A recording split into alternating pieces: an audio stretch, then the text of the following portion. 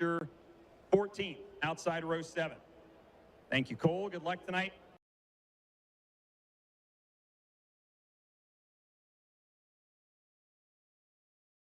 18, 16 is gone, and now the 17 is gone, I believe. So Spencer Baston going to roll from 17th. And heat race number 6, fresh out of the Crouch Motorsports number 11 from Corey Eliason, who has had a tough couple of nights, but he'll roll from 15th. No interview, Corey. Congratulations on making the Eldora Million, and good luck tonight. All righty, that's it for the third place finishers. Ben Shelton will handle the duties for our second place finishers and feature starters 7 through 12. How is it that my jacket's tighter than yours? Like I mean, your jacket's tighter than mine. You got the shoulders. I know. I'm just getting it stretched out here. Well, somebody's going to be puffed up tonight when they win $1 million plus. Coming to the stage first, we'll have Monrovia, Indiana's Justin Peck, and this is position 7 through 12. They will reach in, and Justin Peck's starting spot. And we're going to play it a little bit different. You're going to tell us what number you get. Justin, once you get your hand out, you start. 7. Justin Peck, race fans, he'll start 7th here tonight. Drawing next out of St. Helena, California, it's going to be Rico Abreu. And the 7th is off. Rico's going to reach in here, and he's going to tell us what he's got. Rico, where you start? 6. Rico, no, it doesn't work that way. How about the 9? I like where you're at, though. Race fans, Rico Abreu will start 9th here tonight. Next out of Hanover, Pennsylvania, Jacob Allen in car number 1A. The Bobby Allen throwback, one of my favorite cars here this weekend. And Jacob, you will start tonight's 50-lap main event position. 10th. And position number 10 for Jacob Allen. Next out of Fresno, California, the driver of the KCP Motorsports number 18. How about it for Giovanni Selzy? Gio reaches in, and Gio, your starting spot is? Oh, he's laughing. High score, 12. It could have been a 21, man. You don't know. Gio will start 12th here tonight. And Brian Brown, he didn't want me to show him up with my hair. I got the better hair, Brian, as he comes out here. We'll see where Brian Brown's going to start tonight. The driver out of Higginsville, Missouri. 8. Position number 8 for Brian Brown. And that means 1 left to draw in this set. 5-time Kings Royal champion, 10-time World of Outlaws champion. It's Donnie Schatz out of Fargo, North Dakota. Donnie, reach in here. 1 left, and Donnie Schatz will start. He said just pour it out. There's 1 left. He said he isn't working for it. Donnie, make it official. You are starting position. 7. Nope, 11. The 7-11. Nope. Donnie Schatz will start in the 11th position here tonight. Dylan, it's time now to find out who's going to start where in the top 6. That is right. We're going to set the first 3 rows, and again, we'll go in heat race order. Up first, heat race 1 winner from Lemoore, California. Race fans, please welcome Carson Macedo. Carson going to pull out the first pill, 1 through 6. What do you got? 2. That's not too bad. All right, front row start for the Eldora Million. You like that? I like that. That's nice. All right. Is that, what do you think of your race car? You guys said last night you kind of worked on it every time you hit the racetrack. Off to a good start with the heat race. Feel good about it? Yeah, I feel really good about it. My guys have done an incredible job. Philip Dietz, Kai Knip, Nate Revis, they're working hard, and they're producing almost every time we hit the racetrack with a phenomenal race car. So that's all I can ask for. This All Ball 41's fast. We got a lot of family and friends here this weekend. It's really cool to see such a packed grandstand. Thank you to Tony Stewart and everybody at Eldora for putting up $1 million. It's a pretty incredible part of history deal, and we're excited to hopefully race for that big money here. Carson Macedo going to roll from outside the front row. Up next, our heat race 2 winner from Hanover, Pennsylvania. Race fans, give a hand to Logan Schuhart. Logan will draw for his starting position in the Eldora Million. It's the 1. All right, 1 and 2 are gone. All right, that's best case scenario. I think everybody has tabbed you as one of the cars to beat. Is this, this is exactly how you draw it up, isn't it? Yeah, sometimes the pole's not the place to be, but we'll take it. This Dryden Duramax C&D rigging Federated Auto Parts 1S has been cruising around this place. So I feel like we can tune on it a little bit, see what the track does. It's a long 50-lap race. So shout out again to Eldora Speedway, Tony Stewart and his team, all the fans for making this possible. The best fans on the planet. There's no better place than sprint car racing. So thank you all. We'll see what we can do. Logan Schuhart going to lead us to green for 50 laps later tonight at Eldora. He and Carson Macedo on the front row. Heat race number 3 winner and next drawer from Watertown, Connecticut is David Gravel. The 1 and 2 are gone. And David has got, what do you got? 5. 5. All right. That was a little disappointing, it sounded. So are you okay with that? Is it winnable from there? I'm just happy to win my heat race and start up in the top 3 rows. It's a long race, and things are going to change. So obviously you want the front row, but that was gone. So I guess we'll take 5, and I'm confident in our race cars. There'll be a lot of fast guys up front, but we just got to be smart, be there at the end, and have a shot at this. David Gravel going to start 5th tonight. Ben Shelton, the front row is gone, as is inside of row number 3. Let's set the rest of the lineup. Next driver to make his way to the stage, it's California's driver, the number Casey Kane Racing, number 49. It's Brad Sweet. Brad, you got your 6th career Eldora win here last night, and you're going to start position number 4. Not too shabby. Getting ready for 50 laps here. They're working the racetrack. What is going to be the biggest key, especially knowing you got to break somewhere around halfway? Yeah, I mean, we just look at it as 2 different races. Obviously, starting 4th, you know, we probably need to get our car just a little better. So the first 20, if we're going to try something, we'll probably try it, and then we'll be ready to, you know, to hopefully make the right adjustment to try to go win the race in the second 30. So I don't think this track prep's going to do a whole lot. It might hang around for a little bit. It's a little humid out and cooling down, so we'll see what happens. But they do a good job. It's the same for everybody, and 50 long laps for $1 million. So you're just going to give it our all. 4-time defending World of Outlaws champion, Brad Sweet. Coming to the stage next, out of Elk Grove, California, it'll be Kyle Larson. Larson reaches in, the 1, 2, and 4 are gone, and Larson, you pull the 6, my friend.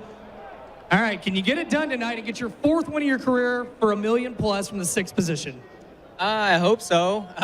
We'll see. I'm glad I didn't get the 5, so I'm glad Gravel got that, because inside row is kind of tough. But yeah, no, it's been fun this week. It's been a lot of fun. It's cool to get to race for a big purse. So just thanks to Tony Stewart, Eldora Speedway, Flow Racing, everybody involved to put on this event. It's just great. See a packed house. The atmosphere has been amazing. The pits are crowded, so look forward to it. It's just going to be a tough 50 laps, with a break there early on. So it's going to be intense. We've all seen the heats have been intense, so you just imagine what 50 laps can be like. Race fans, California's Kyle Larson. He'll start 6th here tonight. And the final driver to draw, Clue Texas racer Aaron Reitzel, the Ridge & Sons Motorsports number 8. Let's make it official. You're going to be there on row number, takes it board out, big hands, little cup. All right, and it's official. You got position number 3. Aaron, be honest with me right now. Are there any nerves whatsoever knowing you got a chance to go 20 times big as your biggest career win here tonight from the 3rd starting spot? No, not really. I mean, I learned it is what it is. If it's meant to be, it's meant to be. All I could ask for is to be in the hunt. And right now, our RSR, Fulton Brothers Trucking, via electric car is really, really good right now. So hopefully we can make a couple more changes and get even better and have a little luck on our side and just battle for it. That'd be as much as I could ask for. Aaron Reitzel, he'll start in row number 2 tonight. Well, there you have it, Chet and Blake. The first ever Sprint Car Million, and it's Logan Schuchart on the pole. He's got Carson Macedo alongside. We know where the top 18 are going to start. Guys, we've still got 6 more drivers trying to claw their way in. But first, we're going to have C-Main action coming your way in just a few minutes. Yeah, get the track kind of reworked out here on the racing surface as we get set to go. C-Mains line it up. We'll have 2 C-Mains. It'll be 12 laps the distance. Top 2 to transfer to the B-Main. And then we'll have our B-Main come out here and run. That B-Main will be 15 laps in distance with the top 4 transferring to the A-Main event tonight.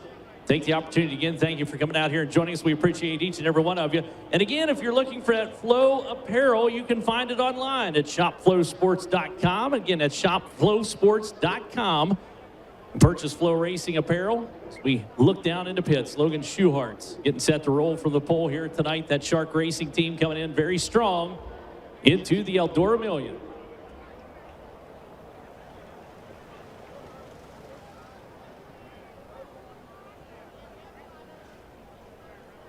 We're going to continue to work the track out here. A little bit of time before we get set to go with our C-Mains. So we'll turn your attention to the big screens.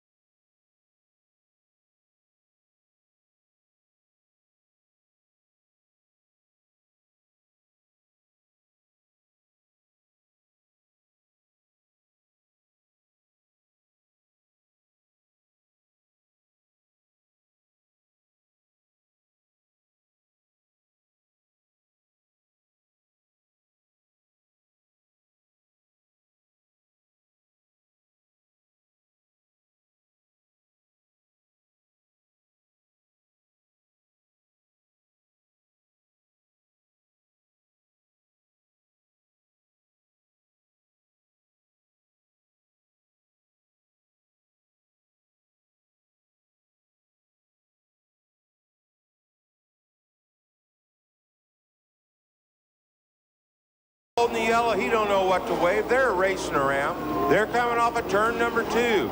Everybody slows down. Hewitt's sitting right there. Everybody's missed him, but Jeff Sands. Sands hits him. He comes in and crashes into a three-wheeler as Shipman looks on. Yeah, you damn right I got time. What happened out there? Oh, that stupid-ass flagman. They got a dumb-ass flagman they can't see. I went down to the Moose Haven because Ross Chastain was down there signing autographs. And I told him, I said, you know, when you're dead and I'm dead and people won't even know who we are, that move that you did around the wall and my KMD deal, they're going to live on forever. Nobody will know who we are, but them videos will both live on forever.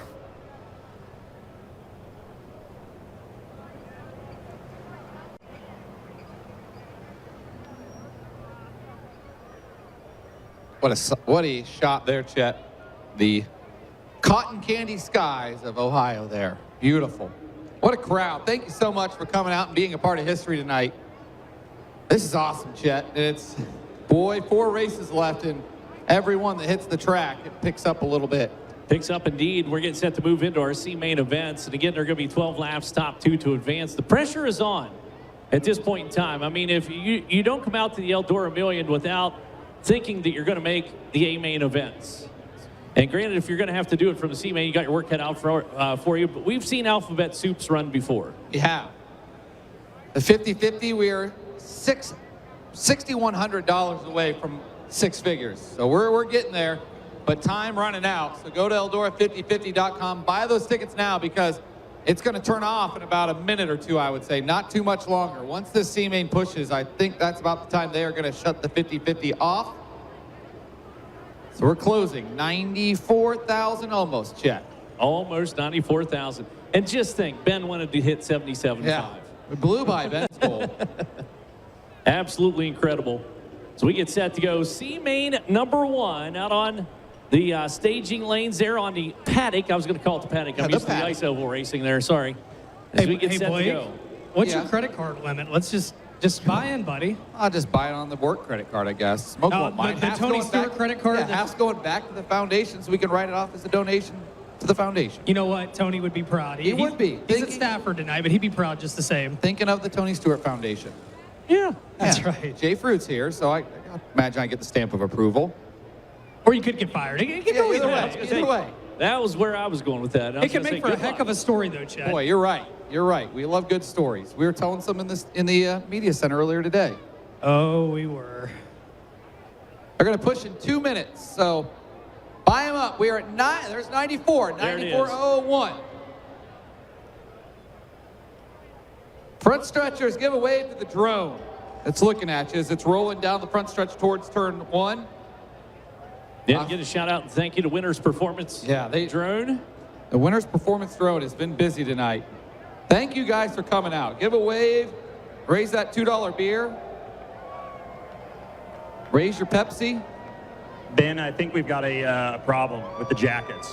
Uh-oh. I'm listening. We have an offended race fan who I think is watching on Flow. Okay. His name's Levi Jones. Okay. he has offered to pay me $100 to take the jacket off. Well, tell him maybe add another 0. No, yeah, tell him if we get to 100,000 on the 50-50, we'll talk. We're throwing $1 million around here, Jones, and you're coming in here with this lowball $100 offer. I mean, come on. Yeah, no. Yeah. Maybe I say 3,000's the number. I'm gonna 3,000? barter this for you. Okay. 3,000. Yes. All right, I like that. That's a lot better than 100. So Jones, if you're out there, that's the number. There's Steve O'Neill, promoter, National Promoter of the Year, Steve O'Neill at Port Royal Speedway. Tuscarora 50 live on Flow Racing, and Earl Hoon Jr., the voice of Port Royal. I'm going to throw this out there. Obviously, very involved with Port Royal Speedway, but that's 2 huge race fans right there. Yeah. I see them at so many races across the country. Tell you what, Steve, you have a good time with Steve O'Neill and Earl Hoon Jr. The fans on the front stretch, on the hillside too. The hillside's so cool. I love that. Just the kind of the bull mentality here. Okay, I want to throw this out there. So to get the seats on the hillside, we did that early gate open, where everybody lined up and they held them there, and we had the countdown timer and we cut them loose and everything else. And I thought, man, this is going to be chaos. We're going to see fist fights and everything else. No, it was very respectful coming out onto the grass. They ran. Some people ran to get their spot, but it was in a fun way. As a matter of fact, down in turn number 3 and 4, they came out. They stayed in line coming out to get their seats on the lawn. Tip of the cap to you. Just such a good family atmosphere out here. I thought it was going to be like the running of the bulls. I did too. I was waiting for chaos, and it didn't happen. Look at that sea of humanity. You guys look beautiful tonight. Thank you for being here. Wow. There's the 50-50 ticket stand over in turn 1 that's lit up. The little That's sign right. flashing at you, saying, All right. come buy tickets. Oh, So, Blake, you don't even have to buy 6,000 now. It's less than 5,600, and we're at 100,000, down to buddy. 5,500. So my odds of getting fired are getting lower. Well, that's aggressive, I but know. you know. Well, they usually stay pretty high. Tomorrow, yesterday, I think was one of the first times in recent memory that Tony hasn't fired me on site. So maybe I'm in good graces now, Ben. Well, I think that would turn it back the other direction. Yeah, Let's you're play it probably safe. I think these fans are going to. I got faith. I think somehow we're going to get there. All right, let's give our C-Main lineup where 12 laps, 2 cars, Chet. It's going to be exciting. Is indeed getting set to go on the inside of row number 1 out of Elverson, Pennsylvania. It's going to be Austin Bishop, the 35B car. He'll be flanked by the 7S out of Cobble Hill, British Columbia, Canada. That's Robbie Price. From Plymouth, Indiana, the 23Z is Zane DeVault, starting in the 4th spot from Wampum, Pennsylvania, the car number 13M, Brandon Mattis. Row 3 to the inside from Sykeston, Missouri. It's Hunter Schoenberg in the 39, and outside 100%, McKenna Hassey out of Des Moines, Iowa in the 55T. 4th row to the inside, the 21H is Brady Bacon, and to the outside from Lewisburg, Ohio, the 56R, Ryan Myers. Greg Wilson out of Benton Ridge, Ohio, W20 on the inside, the 5th row, and starting 10th on the field. Out of Newark, Ohio, Mitch Harbaugh in the 15M. 6th row on the inside from Lindsay, Oklahoma, the 11N is Harley White, starting 12th. From Wilmington, Ohio, the 4X is Bradley Ashford. Row 7 to the inside, Brent Mattis out of Wampum, Pennsylvania, the number 33. And to his outside, from Cowansville, PA, it's Cy Lynch in the 42. 8th row to the inside from Worcester, Ohio, the 17 is Sheldon Hottenshield, and rolling off 16th from Aliquippa, Pennsylvania, in car number 45, Tim Schaefer. Your 17th starter hails from Struthers, Ohio. That's Cody Bova in the 20B. And his outside from Castalia, Ohio, Jordan Ryan in the 25R. 10th row to the inside from St. Mary's, New South Wales, Australia, the 7 is Ian Madsen, and starting 20th from Cardiff, Western Australia, the 19W, Trent Pigden. Jamie Vio out of Warrnambool, Victoria, Australia. The 17AU starts the inside, the 11th row, and his outside from Sunnyvale, Texas, Sam Hafer-Teep in the 15H. Danny Dietrich from Gettysburg, Pennsylvania, set to start shotgun on the field. 12 laps, 2 cars. Brady Bacon is a scratch. I do know that, so they'll shuffle up the lineup a little bit. Mitch Harbaugh in the 15 car, Newark, Ohio. I believe Newark, Ohio was the headquarters for, you remember Longaberger Baskets? I do, yeah. Have you ever seen their headquarters building for Longaberger? Yeah, it looks back like in a the day? giant basket. Looks like a giant, yeah, pretty cool. Now, what's the chance of us knowing about that? Tells you we're a little too old. I know. Yep. My mom had Longaberger baskets, trust My me. family did too. Well, there you go. You saw maybe power steering problems for Logan Schuart that he mentioned after Heat Race. Logan in the car, and Shark Racing crew hard at work getting him dialed in. And what a starting spot for him. It is indeed a little bit of pressure on him too. And as he said, sometimes when you start on the pole position, you're a sitting duck. And again, this is a 50-lap race taking place tonight for $1,002,023. That's paying about $20,000 a lap when it's all said and done. Hey, just for the I just got to throw this out there because I was just thinking about it. Trent Pigden's out of Cardiff, Western Australia. I was like, where is that? It's a suburb of Perth. It's in Western Australia. Yeah, well, yeah, it is that too. Yeah. But yeah, Perth. He lives in the suburb. It's like I live in Vegas. I actually live in Henderson, but it's a suburb of Vegas. Same concept going on A there. lot of people live in Henderson, though. Yeah. Big suburb there. 50-50, 95-206, Chet. We're climbing. Keep buying. They haven't turned it off yet. Oh, Jonathan close to Bateman 100,000. Has not told me that the 50-50 is turned off. So keep buying them. 95-256. Go to Eldora5050.com, Eldora5050.com. Let's get there. Let's get to 6 figures. 4,700 away. I mean, there's enough people here that if Buy one. 15% of them bought one, we'd be over. Hey guys, there's the number. I'm not saying we need to go to 100,000. I'm being greedy now, but let's go to 100,000. Let's do it. We got 2 C mains, and then they're probably gonna have to shut it down. So if you want to get rich here tonight, then you go see Paul Silva, and he can turn that into $1 million once it goes to 100,000. Hey guys, one note: we've got 18 drivers locked into the feature. 10 different states represented by that. And then we've also got Northern Territory for James McFadden down there, down under. But we talked about California having some big races, kept some teams away. That didn't stop them from making a big impression so far. 6 of the drivers in the top 18, yep, they come off the left coast out there out of Cali. And they're going to try to represent here tonight at Eldora. 3 Australian states represented in this C main. New South Wales, Western Australia, and Victoria. Well, we know one of them's going to be eliminated because only 2 of them move on to the back of the B main. Exactly. So.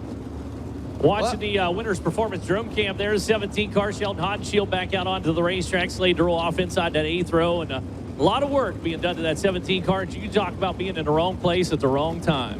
Sheldon scheduled to start 15. Yep. And guys, we have any Sheldon Haudenschild fans in the grandstands tonight? I figured so. And I think we're about to get a show. Guys, I know you can see from up top. You can't always see the people right under you in that tower, but this crowd is spectacular here tonight. Man, you got to love dirt track racing. Thursday night. I actually today thought it was Friday. I'll be honest with you, and Michael Rigsby looked at me like I had an arm growing out of my forehead. I said it was Friday, but no, it's Thursday. You see it on the Jumbotron. Thank you, race fans. Thank you so much. Thank you, thank you, thank you. They're still going down there, Chet. They are. Look at them, raising beers. Appreciate it. They're hardcore. I'll tell you, either that or they pace themselves really well and have been holding the same can now for about 2 hours. But I doubt that. No. Just the one guy. They're pointing at the one guy. The one guy. Okay, Okay, he's the guy, yeah. You'll have that big time auto racing. How many of those guys you think called in sick to work and they don't think that their boss is watching right now? 1, 2, 3, 4, 5. At least 7. At least 7 of them. Uh-oh, Harley White with trouble perhaps? Yeah, she stopped down here just inside of turn number 4. She's been sitting down there for a little bit talking to the official. I think it was a radio issue for the 11 end, so she'll push off and get her spot back in the field. I saw John Menier dive back in there. I think radio is the correct call for Harley White. Yeah, New Meister Racing, 11N. Ben Wrenching, 95,444. I mean, we're grinding right now. We're grinding right now. We are. It's And like- again, if you're in the state of Ohio, you can buy them online. If you have Blake Anderson's credit card number for any reason, you can buy online. And I hope I'm close to the limit. Not that we condone that. No. What's that called whenever you're part of a crime? Guilty by association. Yeah, there you go. Blake makes this over in just win one night here, what the 50-50 price is. You're darn right I do. I took a pay cut this year, Dylan. I mean, pre-tax. Yeah, pre-tax, of course. All right, guys. Well, again, Austin Bishop, the Pennsylvania driver, Robbie Price. Robbie's got as we make history here tonight, Robbie's got a little piece of history. He is the youngest winner of the Jim Raper Memorial Cup up at Skagit Speedway. Did that back in 2019 at 21 years old, and now he's teamed up with Jason Sides. Good catch up with Jason yesterday. And Jason Sides' team tells me that Jason is now the king of the hot pit. That wherever they go, Jason's in the hot pit, and he just likes helping everybody out. And again, if you don't like the Sides family, I don't know if you like anybody. They're never a dull moment with that group. Well, the other thing interesting about Robbie Price, too, he's a former Daffodil Cup champ, which is a pavement race. Daffodil Cup. That's a new one on me. Where's that at, Chad? Yep. Where's that at? I honestly don't know. It's Oh, you can't tell us half the story. Well, it's in Canada. Did you just make that up? Yeah. No, actually, I did. Yeah, I did it in 2015. Yeah, he was leading the Petunia Cup and had a flat on the last lap, I believe. Not sure where that was Now at that either. you're making up. Yes, sir.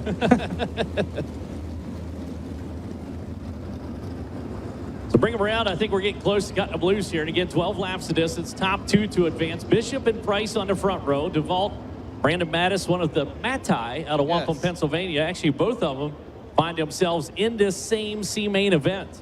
And you look at the C-Main guys, that you got a former Knoxville Nationals champion at Tim Schaefer. You got Ian Madsen, multi-time Knoxville Raceway track champion. You got Sheldon Haudenschild. He's won a lot of big events, had a lot of success across the country. Of course, not of his doing. You got Brady Bacon, USAC champion, Harley White, OCRS champion. I mean, it's just, and these guys are just clawing, trying to get 2 spots to start at the back of a B main that's better than 97% of the features in the country this year. Yeah, this is going to be good. Trying to stay alive. C-Main time at the Eldora Million. We've got a pair of them coming your way. Chet, the lights are down on the Ford Performance Ford Raptor. They are indeed. He makes his way back into the infield. We set to go green, 12 laps. Bishop's race to start up front. The nerves in this C-Main probably as high as they are in any feature event, because this is where you go forward or call it a night here at the Eldora Million. It's do or die time. Austin Bishop in the 35B and the 7S of Robbie Price. Going to bring us to green off of turn number 4. C-Main number 1 is underway. 12 laps looking for 2 cars. Look out, one pop down the line, a little slow roll there for the number 33. Almost stacked them up back behind. Meanwhile, up front, down on the inside. Good grip should to be found for Robbie Price. 7S car leaps out away from the field. Zane DeVault trying to close on Austin Bishop as Robbie Price will lead lap number 1. 1 down, 11 to go here in CP turn number 1. McKenna Hassey making some moves back behind. Now remember, she had started on the front row spots, got a little company coming outside, Lynch down on the inside, but now able to power out away for the 55T. Trying to run down one of those top 2 spots. Zane DeVault smoke off the right bank as well. We'll see how if that's terminal or not in the 23Z car. He runs in the 3rd spot, 1 spot out of the transfer. McKenna Hassey 4th, and right now Cy Lynch in 5th, going after McKenna Hassey for 4th in turn 4. Yeah, Lynch looking down on the inside, trying to get a run on it. Ducati of Pittsburgh, hot rod, now down low, makes a move around Hassey, picks her off, moves up another spot, now to slide him into 4th on the field. Meanwhile, up front, Robbie Price is G-O-N-E gone. 4 down, 8 to go for Robbie Price. He's already pushed that lead over 2 seconds. Jet lap traffic starting to loom for your leader from Cobble Hill, British Columbia, Canada. Zane DeVault's just saying go or blow in the 23Z car. That's a lot of smoke still wafting out of that hot rod. We talk about the left bank not necessarily being a bad thing. He's got her coming out of both sides of the 23Z car, but continues to try to hustle it around the racetrack. That's what Brad Doty's always told me. If it's off the left bank, usually you're okay. Maybe a little overfill in the oil. But boy, big smoke off the Zane DeVault's 23 car. I don't know if we lost a head gasket there or what the case may be. Regardless, up front, Robbie Price continues to set the pace for him. And it rolls around. Bishop still running 2nd on the field. Hot Shield's coming there and finally failed. 23Z not able to make the infield. Caution flag comes out, and he just huffed the ghost out of it. There she went. And you want to know who likes that caution more than anybody? Sheldon. How about it for Sheldon? Hot Shield up in position number 4. Wow, on the move. I tell you what, he's got some guys with some speed in front of him, but these restarts, that gives him a shot to get at it, man. I tell you what, tough break there as we saw Zane DeVault. We wondered if it might be terminal or not, and that answers the question right there, Blake. It absolutely does. A lot of fluid dripping down underneath of it. You can see a little bit of flames, I believe, or that might be a reflection of the caution light underneath the 23Z car. We're trying to get him cleared back into the pits, but that will end his Eldora Million. Zane DeVault driving for car owner Jeff McCall out of North Carolina. You know what time it is, guys? Game time. It's time for the whistle stop choose cone. Oh yeah. Well, Logan now has this cheering section here on the front stretch. Not yet. They're getting ready. Yeah, I did. There we go. Yeah, he kind of kicks himself into the dirt down there like he's a pitcher on the mound, getting ready. It's like starting blocks. We're over 96,000. There's a lot of oil on the racetrack there as the 50-50 crosses 96,000. It's 96,747. Just jumped up $700 there. I feel like we're playing that poker where you're with the short stack and you're just grinding it out. Just keep grinding. We're getting there. I almost feel like it's over 100,000 and they're just teasing us right now. I know. I'm telling Erica. They wouldn't do that. I went down there and told Erica Razor from the Tony Stewart Foundation. I said, let us get there. Come on, let us get to 6 figures. All right, if we do get there, we got to make a deal with the crowd here tonight. When it gets here, when you see it, you got to be as loud as you can. If you see it under green, there we go. We're about 98. We just jumped, boys. Come it's on. happening. Come on. It's happening. Eldora5050.com. I mean, with these jackets down here, Dylan and I look like Bob Barker, so make sure to spay and neuter your pets. And let's get it over $100,000. We're close, less than 2,000. Hey, I tell you, another driver's picked up some spots in this one, Cy Lynch. Yes. We talked about Sheldon back in 15th. Cy started 14th, was his scheduled spot. As we're waiting to see if the cone is going to make its appearance out on the racetrack. I know right now on the one-way Race Electronics receiver radios, race director Kevin now is telling him, run that right rear through the oil down to the bottom of turn number 4. So you get a look there on the big screen of Logan Nouse.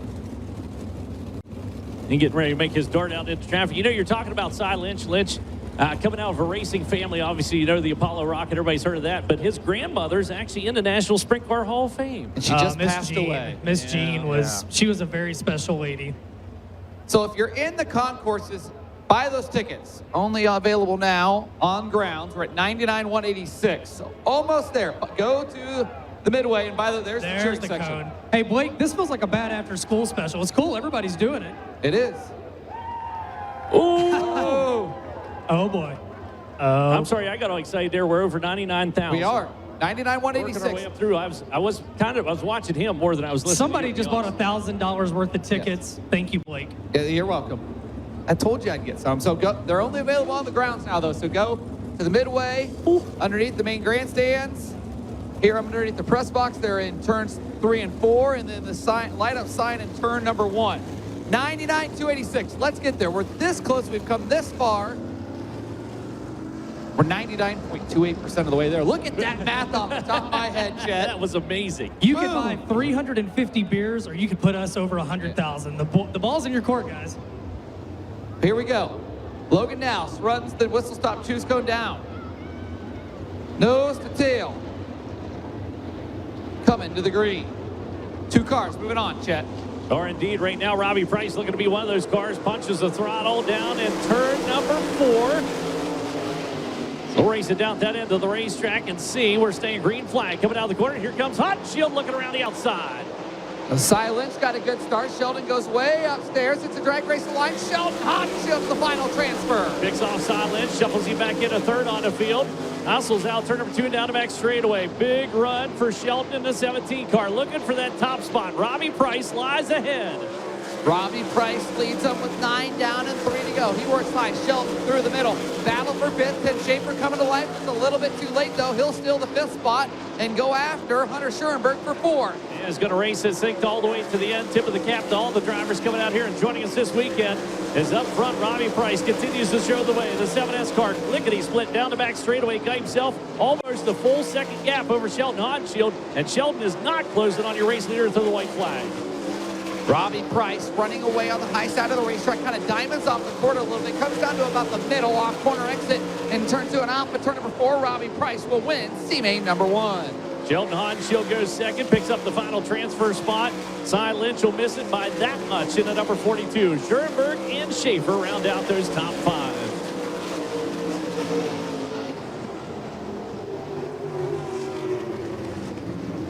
So Jordan Ryan going to be credited with 18th, 17th to Greg Wilson, 16th to Harley White, 15th goes to Zane DeVault, 14th to Bradley Ashford, 13th to Brent Mattis, 12th goes Cody Bova, 11th to the 19W of Trent Pigden, 10th to the 13M of Brandon Mattis, 9th to the 15M of Mitch Harble. 8th goes to 56R Ryan Myers, 7th to 55T McKenna Hassey, 6th to 35B Austin Bishop, 5th to the 45 of Tim Schaefer, 4th to the 39 of Hunter Schoenberg, and 3rd to the 42 of Silence. Those are your cars that are done for the Eldora Million. Cars moving on to the B feature, the 17 of Sheldon Hodshield in second, and winning C feature number 1 from Cobble Hill, British Columbia, Canada. Driving the Saratoga Motorsports Park number 7S. How about a round of applause for Robbie Price? Well, hop out of your seats. Go buy some 50-50 tickets to it right now, because we're getting close. We are $601 away. I had to do the math for you on that one. I appreciate it. This is like hardcore peer pressure. This But is. by us pressuring you, you can win $100,000 tonight. Yeah, someone's going to take home 100 grand. Second place pays 100 grand tonight. You're going to take home as much as second place. Well, right now, you're going to be 601 short of them. So buy those 50-50 tickets. Hop up. They're on the ground. You cannot buy them online. There we go. 99,424. We're going to be like auctioneers now. Chet, C feature number 2, 12 laps, taking 2 cars. Yeah, Holmesville, Ohio racer Lee Jacobs, the 81 on the inside of row number 1. To the outside out of Fayetteville, PA, it's Lance DeWeese in the 39M. Row number 2 looking to the inside out of Kokomo, Indiana, Parker Price Miller in the 9P car. He'll be flanked by the 5T out of Waterville, Ohio. It's Travis Philo. 17B Bill Baylog from North Pole, Alaska, going to start on the inside of row number 3. To the outside from York, Pennsylvania, car number 1M, Landon Myers. Tyler Street out of Fredericktown, Hey guys, Ohio. ho, ho, ho. We've done it. Oh! Let's go. You guys Yes. rock. Oh, I love it. somebody just went into debt, and that's on us, but it was worth it. 6 figures up there. Unbelievable. We're going to have a 50-50 winner take home $100,000. That's life-changing. That'll pay some bills. Wow.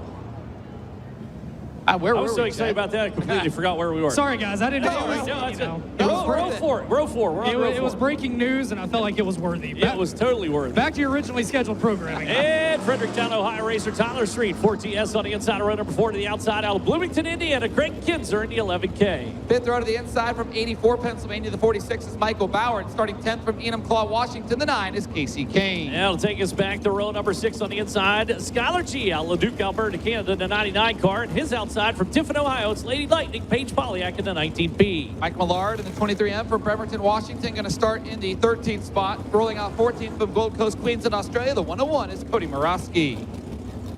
Lawman, New York racer Denny Peebles, the number 3 inside, row number 8. His outside, starting 16th on the field out of West Jefferson, Ohio, in the 11C, it's Corey Crabtree. Row number 9 to the inside from Quilcene, Washington. The 97 is J.J. Hickle. And starting 18th from Bradenton, Florida. And car number 2M, Connor Morrell. Gary Madsen slated to be deep in this one. The Knoxville, Iowa racer to 55 inside that 10th row to the outside from Lucas, Iowa. Frank Rogers the 3rd to 6X. Danny Smith in car number 4S, scheduled to be your 21st starter. We're on the screen, hey, Chet. Holy smokes. Yeah, there we are. I thought for a minute That'll you both scare- were standing up already. Somebody I was like, saw "Ah, that? shit." No, it's not you up here, Ben. Somebody saw that and said, I wonder how much they charge the haunted house. Exactly, no kidding. We're done selling. Done selling $100,791 the winner's share tonight. Give yourselves a big round of applause. Somebody's leaving here with a lot of friends. Well, I tell you what, if the guys down here in front of us, the drinking section, yep. Boy, do you guys get 50-50 tickets? All right. Boy, if they win. Oh, my. Oh, and I got an answer for you. Thank you. There's so many tweets coming in. I just want to say thank you to everybody tweeting at us and everything else we see, but there's just a plethora of tweets. But I did happen to see this one. Cole Sorensen, who is a fellow announcer, says the Daffodil Cup was held at Western Speedway outside of Victoria, British Columbia until the track closed. Oh, that's too bad. In 2022. Oh.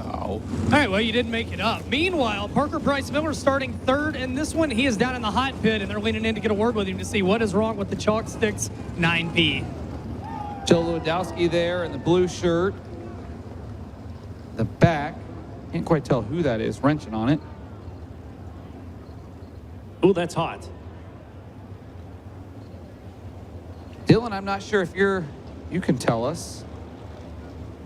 Or Ben, or if you're around there. Yeah, I'm down Dylan's here, over there. Blake. They just took a panel off. I'm trying to look and see exactly what all the fluid the on concern is. Yeah, the left rear there. there's some lines down there that seems to be the area of focus. Let me see if I can get an answer for you here. Brad Alexander just ran over here as well from Crouch Motorsports to try and get this 9P fixed. If I had to hazard a guess, that's fuel lines, it looks like. So got a leaky fitting on the fuel line on the 9P car there, unfortunately. Little piece of dirt in there or something like that. Got her wiped out, putting it back in. Yeah, and I don't know that I'd recommend sending it back out there because it's dripping out the bottom of it. So I don't know how much oil you need to go around Eldora, but I don't think I would want to risk not having everything I needed. You can see the fuel there on the big screen. Well, we're going to give it the old college try. There you go. So it's a little fuel coming out underneath it. Keep it wide open. That thing will suck it right around there.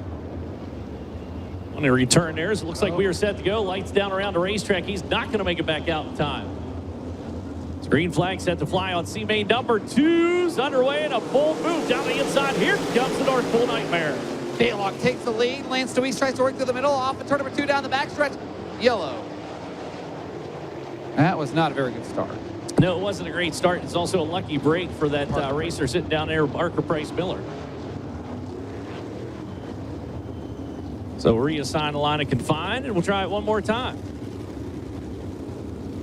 So completes. Double foul restart. We'll get the 9P Chalk Sticks ride fired off and tagged on to the tail of the field. And Lee Jacobs going early. The chalk stripe is where you can fire. And went a little bit early there.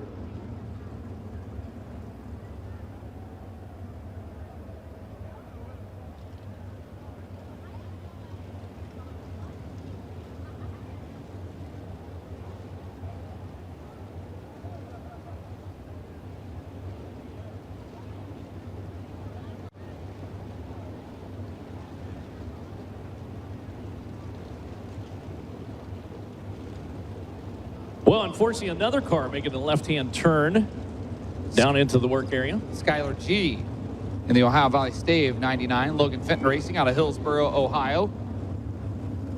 And Did take the original green, so he will get time. yeah, and the Leduc, Alberta native pulls down here in the Fenton Racing entry. They're going to lean in, get a word with him. And of course, his dad, Tim G, one of the original World of Outlaws travelers back in the day. I saw Logan walk by. There's Tim that just went to the toolbox.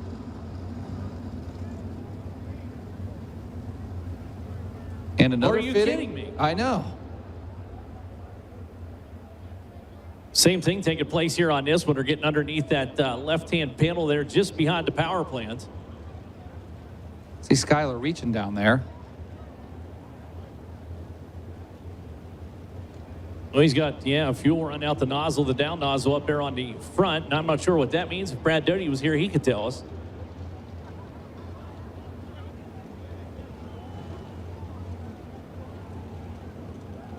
So the Dirt Sharks Excavation, Pack Rat Dumpsters, Pat Beck Motorsports 99 car There's Tim. under the wrench. 1 minute down, 1 minute to go for Skylar G.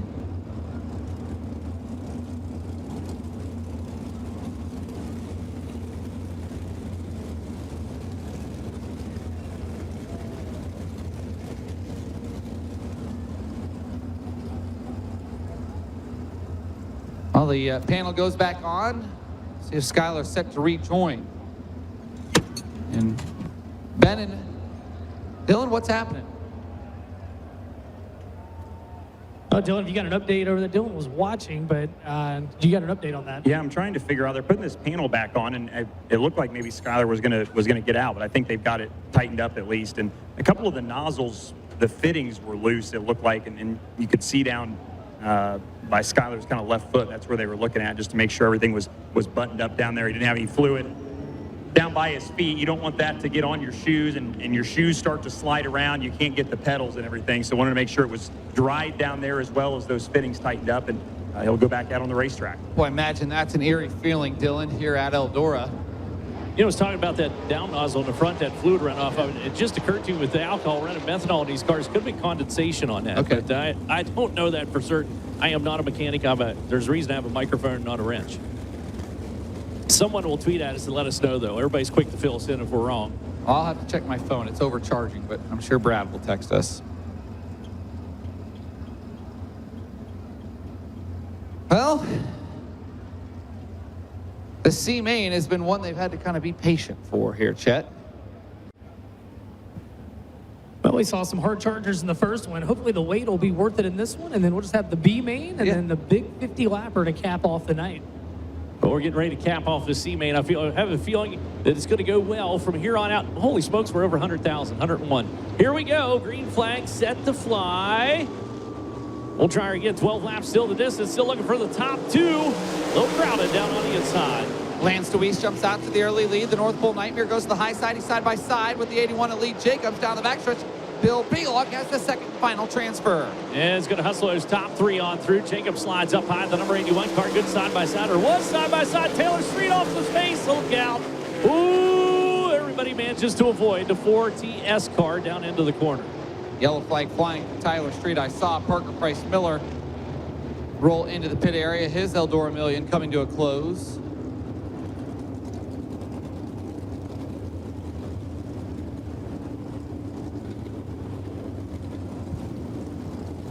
So we did get one completed. Yeah, we were coming off of turn 4, and Street just shut it down. The Fredericktown, Ohio driver, 24-year-old, so not sure what went awry, but it seems like a lot of mechanical issues plaguing these drivers in this one. He stops in the middle of the backstretch as we're getting push truck 2, the 4TS. Yeah, whatever happened there for the Buckeye Tornado, he definitely got his candles snuffed as he's not able to even make it back into the pit area. Tyler, a winner this year at Wayne County on May 13th with Fast. Was 9th in the B last night. Talk about some of these racers, practicing and using iRacing. Tyler also does a lot of iRacing in his spare time, but ran 305s for a number of years, made his 410 debut back in 2020, and has been in there ever since, but always fun to watch, but a very good iRacer. You get a lot of laps here at Eldora on iRacing. going to push down here into the hot pit. We'll see if he stops or heads back to the trailer. And looks like might be looking for the crew, but I don't know if the crew's looking for him. So that's going to be the problem. We're going to see what we've got as he makes his way down. And finally, he finds some friends. We got kitty litter down here on pit road. Been a lot of fluid put down here recently, as now his crew finally makes it. Yeah, catch up to the 4TS car. The whistle stop choose cone comes out. You can tell by the reaction from the crowd. Tyler's dad, Jason Street there. Car owner on the car. Family-owned operation. All right, so they think they broke the gear back around the drive shaft, is what they were saying down there. It was they were telling them what happened. It was like they are going to be done for the night. Look at that crowd. Unbelievable crowd out here with us tonight. We appreciate each and every one of you. I continue to be astounded. Here we go. The whistle stop choose cone coming up. Look at that view from the drone. The winner's performance drone. Oh, what a shot there. I was going to say maybe a touch higher there with the drone. We've never crashed a drone into a race car or a tree or anything else. I call shenanigans on that statement because I voiced the top 5 that showed it crashing. Yeah, Ben, what about We had the one. Gateway Dirt Nationals, Gordy Gundaker? Yeah, it was on Gordy's, and then we had the Whomping Willow over there at the Castrol event at Florence Speedway back in May. Grabbed that drone out of the sky. Yes, it did. When I left, they had the scissor lift trying to get it out of there. Don't know they ever got it. We were watching Harry Potter in real life. Willow. Harry Potter. That is so awesome. I'm impressed, Ben. Set to go, Lance Deweese, your race leader. Down on the inside, we did score a lap into the books. 11 laps remain. Still looking for 2 to advance to the semi-feature event, or the B-main as it's called. We're back underway. Bill Baylog goes back to the high side. Lance Deweese rolls to the middle. Baylog has the second and final transfer spot down the backstretch. 2-car breakaway from the rest of the field. Now the whole horde that we cut loose down into turn number 1 and 2. Those top 2 look to be the fastest cars on the racetrack. They just need to maintain that position as they roll out turn number 2 down the back straightaway. A little bit further back in the field, Craig Kinzer may be finding some speed for the 11K, although he's going to have company down on the inside. Casey Kane on the move as well in the 9-car. He goes after Landon Myers. Kane had a big run on the bottom of the racetrack. Craig Kinzer a win with the fast sprint car series at Montpelier this year, runs to the 4th spot.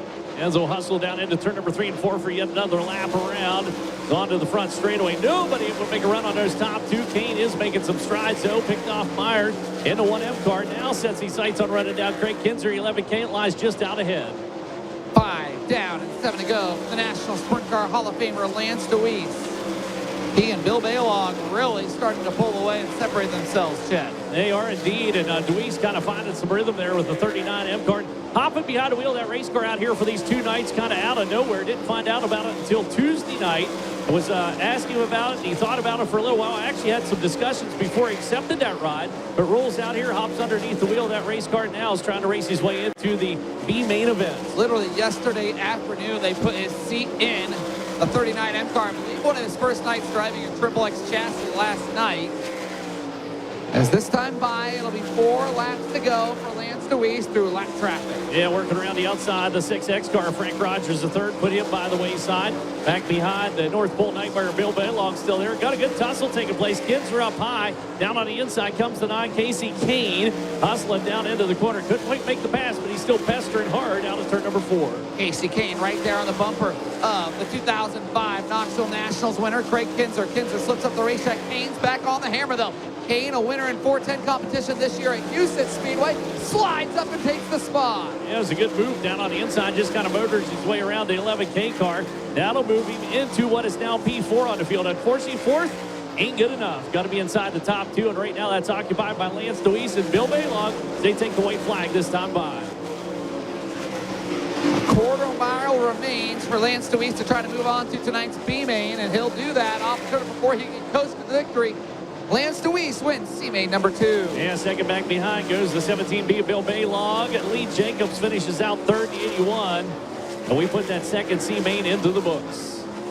So finishing out 17th on the field, it's going to be the 9P Parker Price Miller back into the pit area. 4TS as well for Tyler Street. He's 16th. 15th is the 4S of Danny Smith. 14th, the 11C of Corey Crabtree. Finishing out in the number 13 spot, the 99 of Skylar G. Frank Rogers, the 3rd, to 6X, has scored 12th on the field. 11th, Denny Peebles at the number 3. 10th, the 23M of Michael Miller. J.J. Hickle, the 97, has scored 9th. 8th is Michael Bauer in the 46. The 101 Cody Morosky finishes out 7th. 6th is going to be Landon Myers, the 1M. The 11K of Craig Kinzer is 5th. 4th is the 9 of Casey Kane. 3rd, Lee Jacobs in the 81. Transferring into the B main event tonight, Bill Baylong, the 17B, finishes out 2nd, and picking up the win at C main number 2 is Lance DeWeese in a 39M.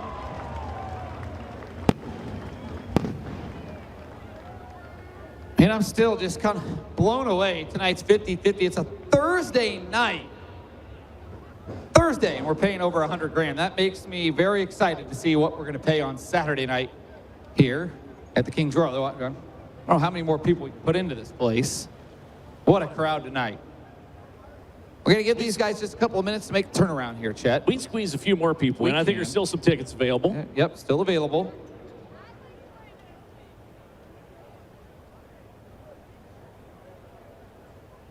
So for those of you watching on Flow Racing, we're going to take a quick break and we'll be back with tonight's B feature here at the Eldora Million.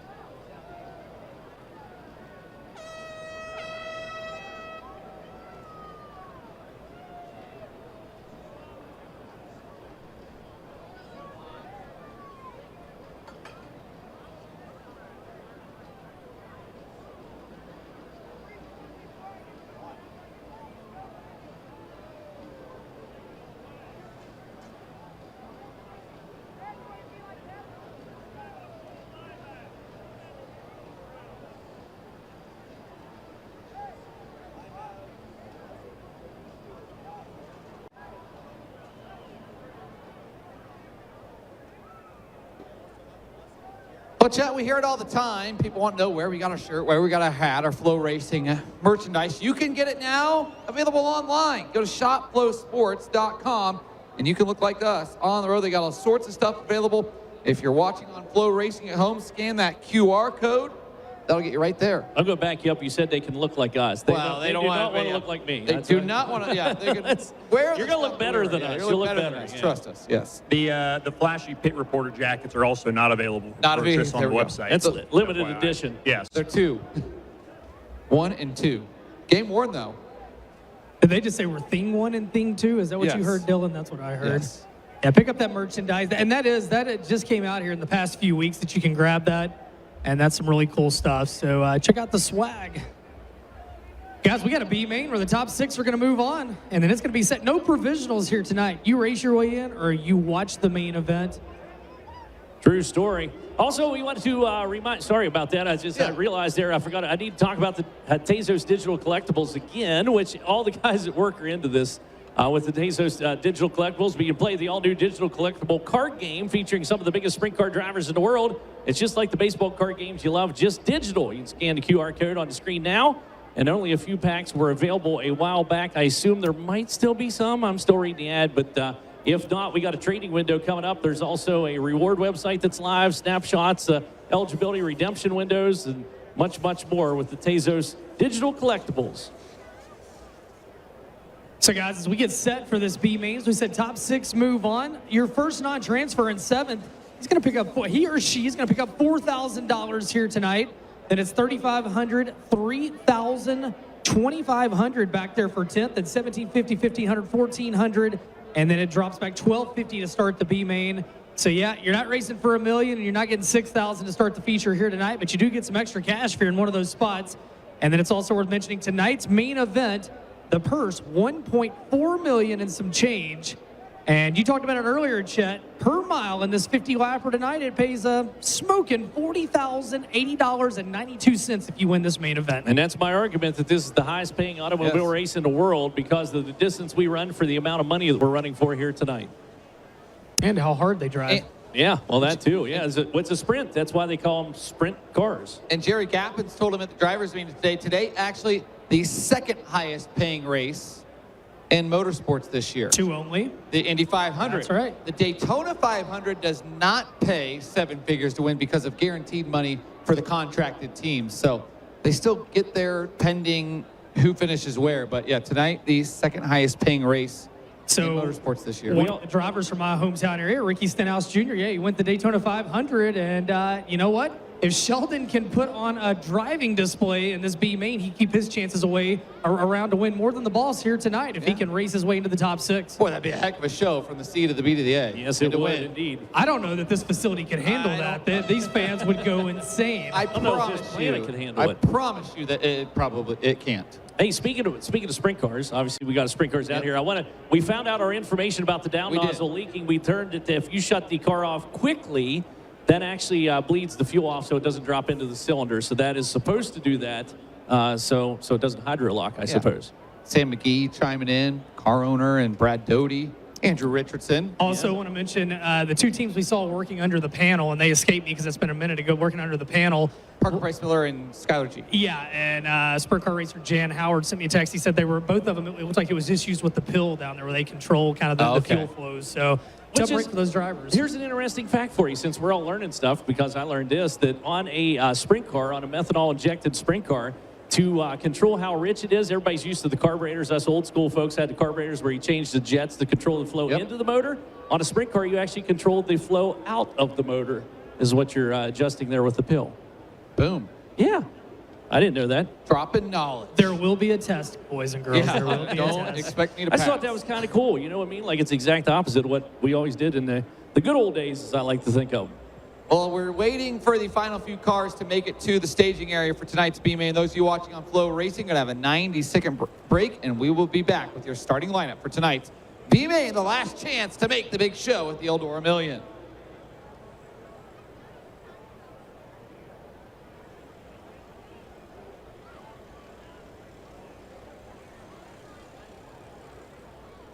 So just a reminder, no smoking in the grandstands, no smoking in the grandstands here at Eldora. So anywhere you have vented and smoking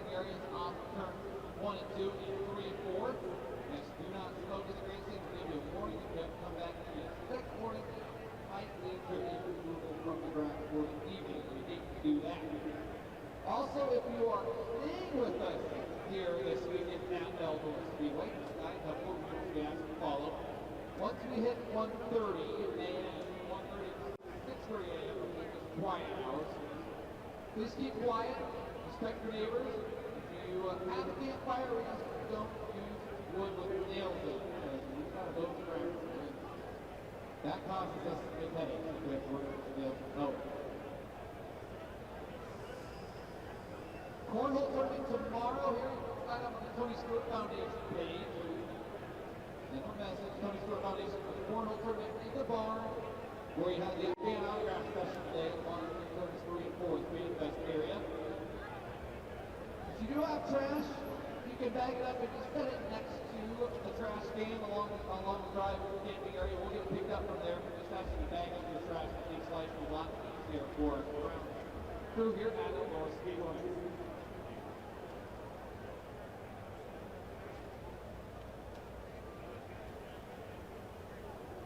Welcome back to Eldora Speedway. Ben Sheldon, what do you got for us? No, I was just going to say these teams down here watching them, you know, I think after we saw the C mains and the different issues, everybody extra nut and bolt check down here on these race cars. They are going over them with a fine tooth comb.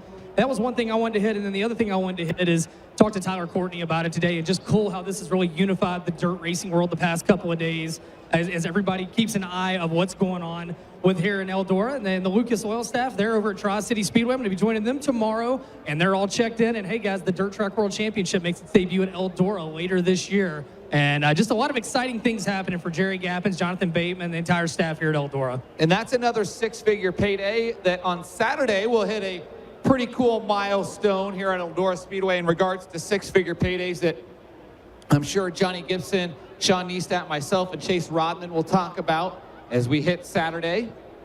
But Ben, someone at the end of the year with the Lucas Oil Late Model Series could walk away with $300,000. I mean, they could, yeah. The championship pays $200,000. It's decided here the race pays $100,000 win, so $300,000 on the line. The Dirt Track World Championship. EldoraSpeedway.com to get your tickets. Look at Ben Shelton. He's so talented. Photo opportunity with Mallory and Savannah and Dylan. And he's talking on the way up there. But the Dirt Track World Championship taking place here at Eldora Speedway. Of course, tomorrow night, $20,000 to win, with the night before with the World of Outlaws NOS Energy Drink Sprint Car Series, and $175,000 to win on Saturday night with the Kings Royal, the 40th annual Kings Royal.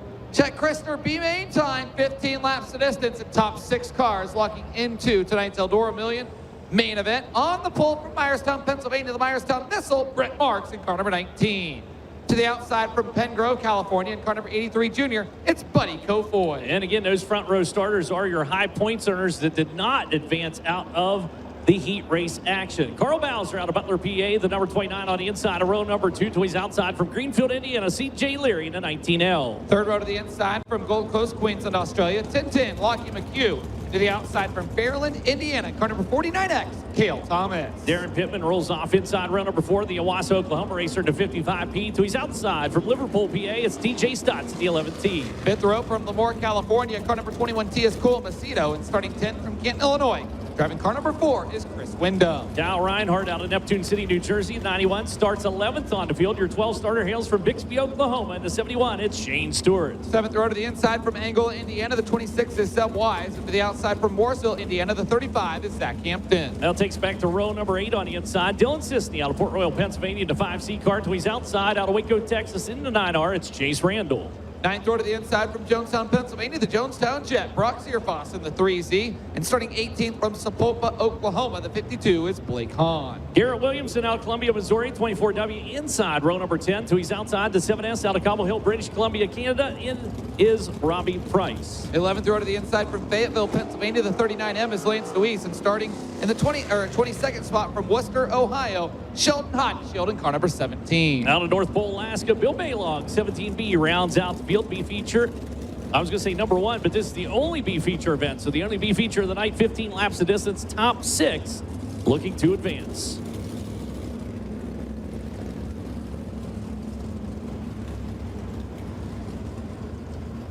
I've got 90,000 pounds in my pajamas. I had to use this song again. I like this. It's great. I've got lots of lovely... I never thought I'd be able to use it for a bump song. I've been very interested to see what songs you've come up with. Chet, you have dug deep, my friend. He has. There is nothing quite as beautiful as cash. This feels like some Willy Wonka. It does. It's Monty Python, man.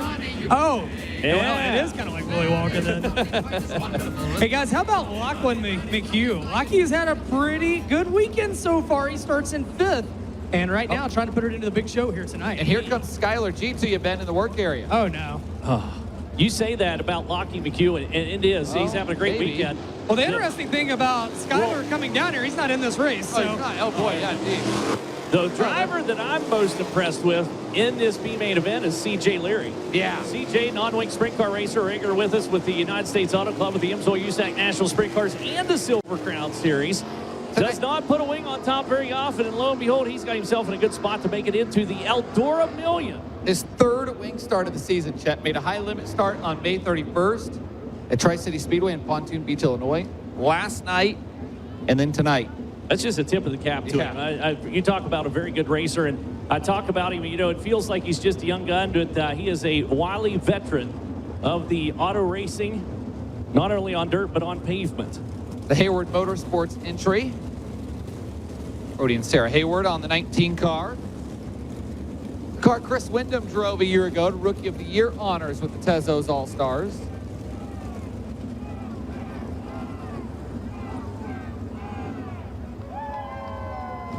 And guys, one of the teams that was not entered that kind of surprised us when they pulled in the McCandless Motorsports entry with Carl Bowser inside a rotate. There's some storylines in this one, guys. There is. I talked to Logan McCandless on Saturday night at Sharon Speedway with the All-Stars. That's one of our full-time cars that Cy Lynch drives. Had to hop in the family 42 car for sponsor obligations and has been very fast. But Logan said if we can't find anybody, I might just hop behind the wheel. And he drove the last couple of years. Last year, definitely found some steam.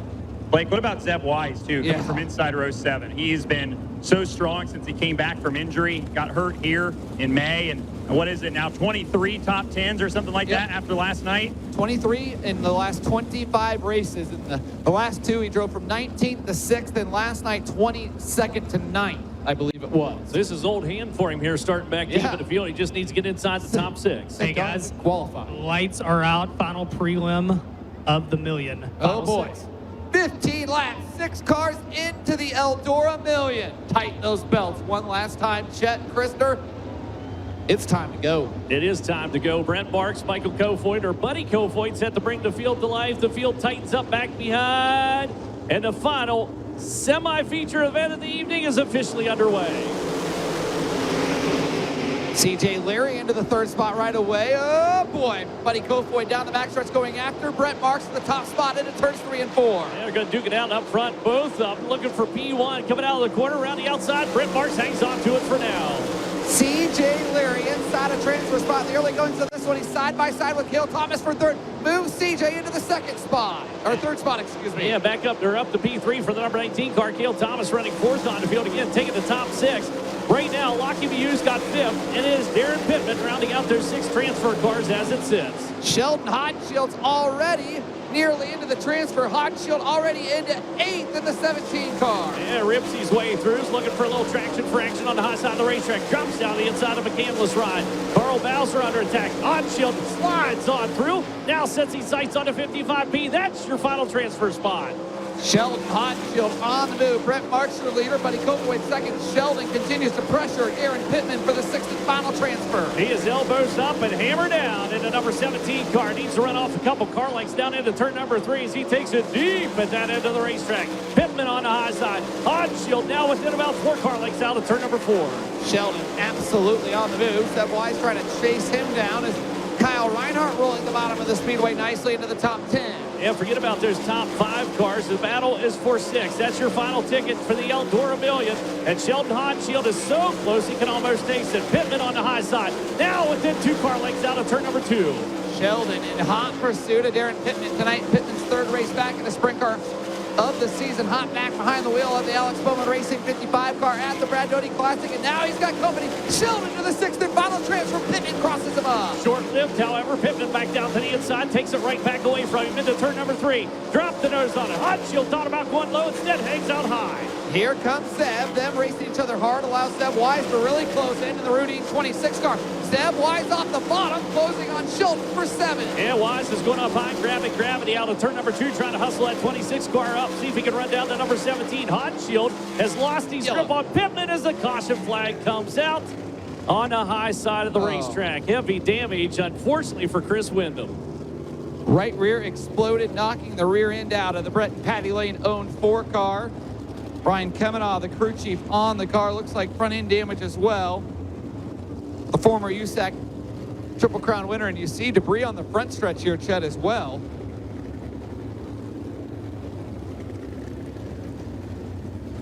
So you got some big debris down here on the front straightaway just into turn number 1. Yeah, it's scattered all the way down through here, so they'll get that picked up. And that's got to be, had to be knocking parts off. There's a piece of the tire rolling down across the racetrack. And guys, I think we've talked about him a little bit tonight, but how about CJ Leary? I mean, he has made something like only 25 wing starts total in his career, and he's on the brink of locking into the Eldora Million. I mean, that is no small feat for a guy with as limited experience as he has racing against guys that do this night in and night out. He's been super impressive. He's got laps here at Eldora in a wing car before, but not that many. And he's been impressive all week. Well, and you've seen these restarts. They can make or break you. Yep. This is going to be a crucial one coming up. How about 23rd to 7th for Sheldon Hodenshield right now in the 17? And guys, we talk about Sheldon, but Darren Pittman, as you said, Blake, only 3 starts on the year. And correct me if I'm wrong, just a few starts last year. Did he not win in the Hefner car at Selinsgrove? Was that not last year? That does ring a bell.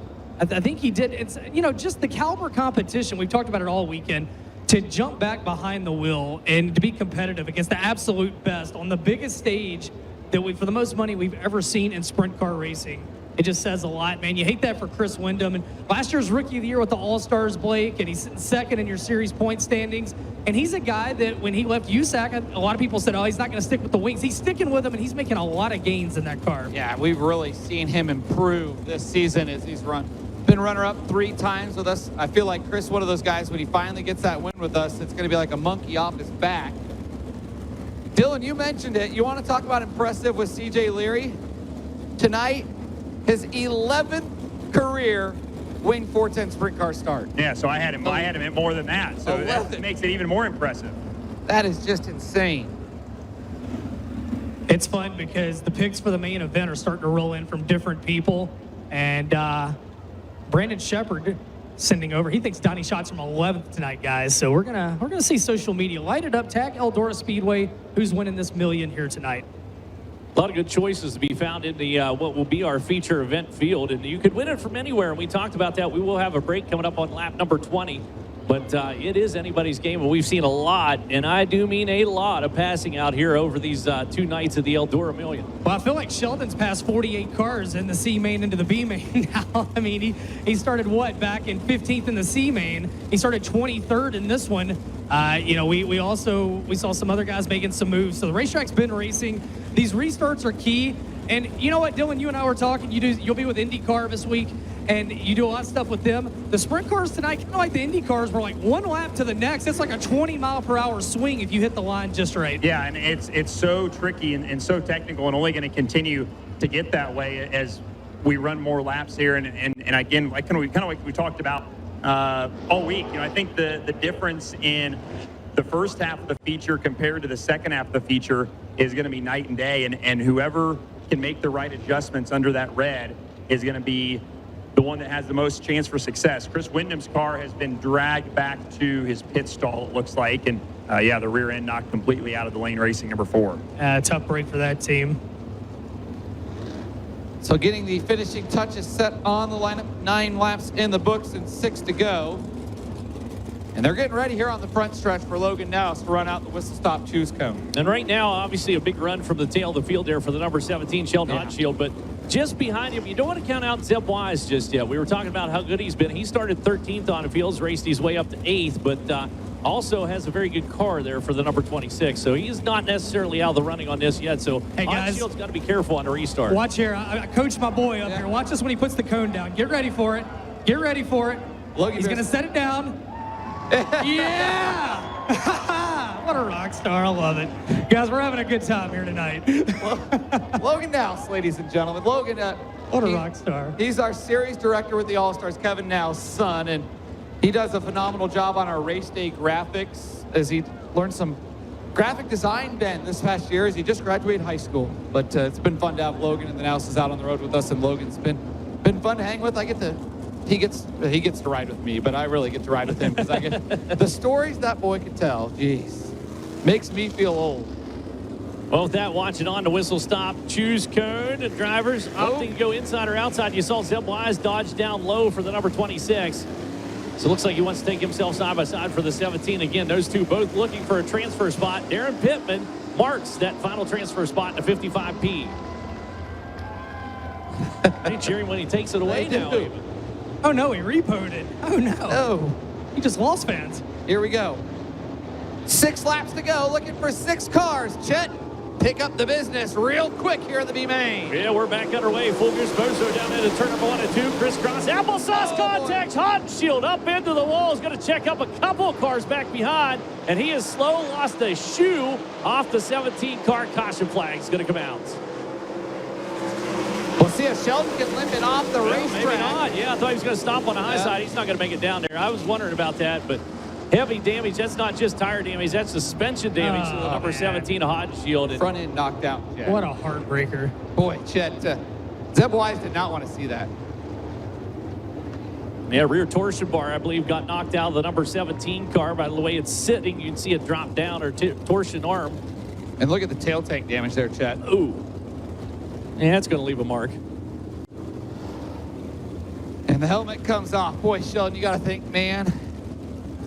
What a heartbreak. Heartbreak. You know, heat race, wrong place, wrong time. Here, wrong place, wrong time. And Sheldon out of the car. Eldora Speedway, let him hear you. He's on the backstretch, but he can hear you. He put on a show for us. Yeah, the winner's performance drone cam getting a good shot of the damage on the number 17 car. That one will retire to the pit area, unfortunately. Again, these restarts, guys. There. And now you got to wonder, you know, I would assume the cone's going to come back out. So now do you change what you did the last time? Turn our attention up to the big screen there. The Crown replay coming up. We'll see exactly what happened. And again, had him 3 wide, getting down to the corner. Oh, Hale Thomas coming up there and getting into the 17 car, kind of stacked him into the wall. I don't think Cale expected a driver to be up there on the restart, obviously.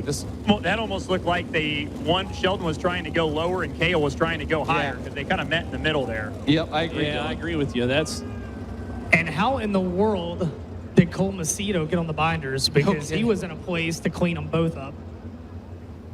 That's those fast twitch muscle fibers that these drivers have. That's what makes a good driver a good driver.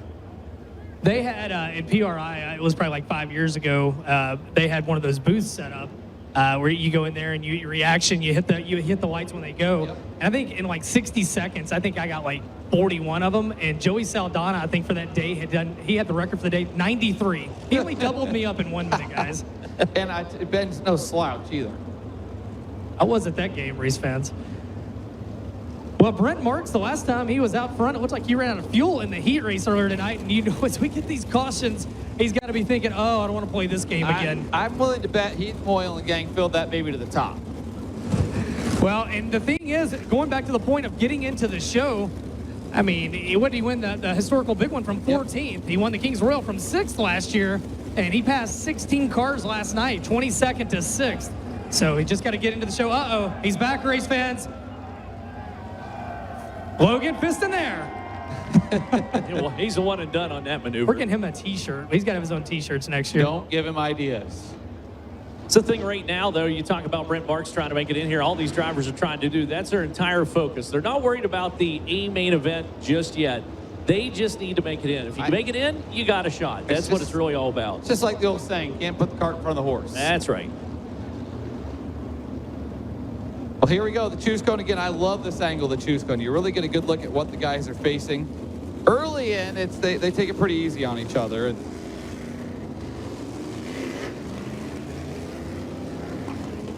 Some drivers making that decision way ahead of time.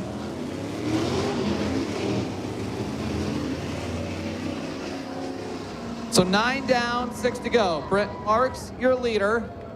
Buddy Kofoid will restart second. Lockie McHugh third. CJ Leary fourth.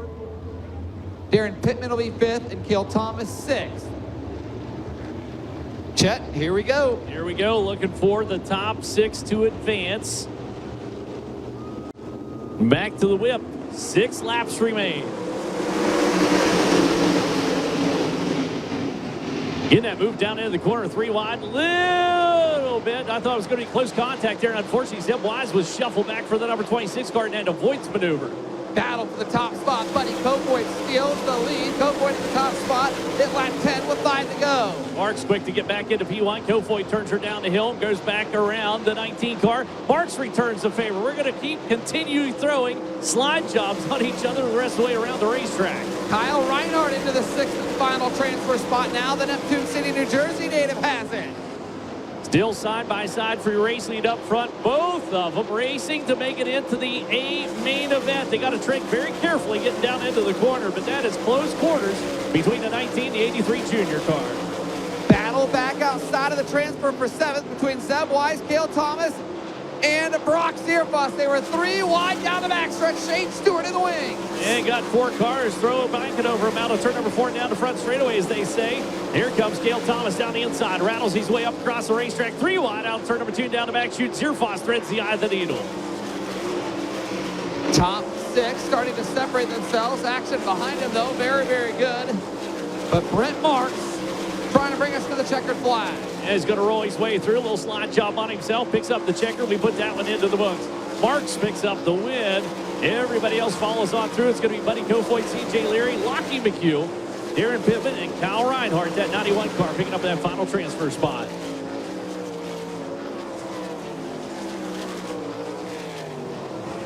So with that, the B main complete. Chris Windham finishes out 22nd in the 4 car. The 17 Hot Shield finishes out 21st. Cole Macedo, the 21T, is 20th. 19th, Dylan Cisney in the 5C.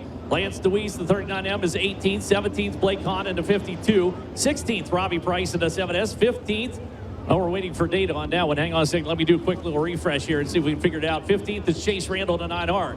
14th is Bill Baylog in the 17B. Garrett Williamson, the 24W, is 13th. 12th, Carl Bowser in the 29th. TJ Stutz, the 11th, finishes out 11th on the field. 71 is Shane Stewart is 10th. 26 is Zeb Wise is 9th. 8th is the 49X of Cale Thomas. 7th, the 3Z of Brock Zierfuss. And your 6 transfer cars. Kyle Reinhardt to 91 finishes out 6th. 5th, the 55P of Darren Pittman. 4th, Lockie McHugh in the number 25. 3rd, the 19L, CJ Leary. Buddy Kofoid, the 83 JR, finishes out 2nd. And picking up the win in the B main event, Brent Marks in the 19. Well, Brent Marks is going to go to the main event. Somebody else is about to make $101,081. And you better become a huge Dylan Welch fan, because Dylan's going to draw this number out for I was us. going to say, it's not me, unfortunately, that's winning this money, but somebody is going to be very happy here in a matter of Dylan, I hope moments. somebody gets you a nice chili bowl ride out of this Hey, deal. So. yeah, that would be awesome if a potential sponsor or car owner is out there. All right, the color does not matter. If you have the winning ticket and you're on the premises, you can take it to the base of the announcer's tower. If you're at home, you have 10 minutes to get here to claim it. No, we'll give you get a little bit of time there. We'll give you a few weeks there. 30 days. 30 days or 10 minutes, whichever comes first.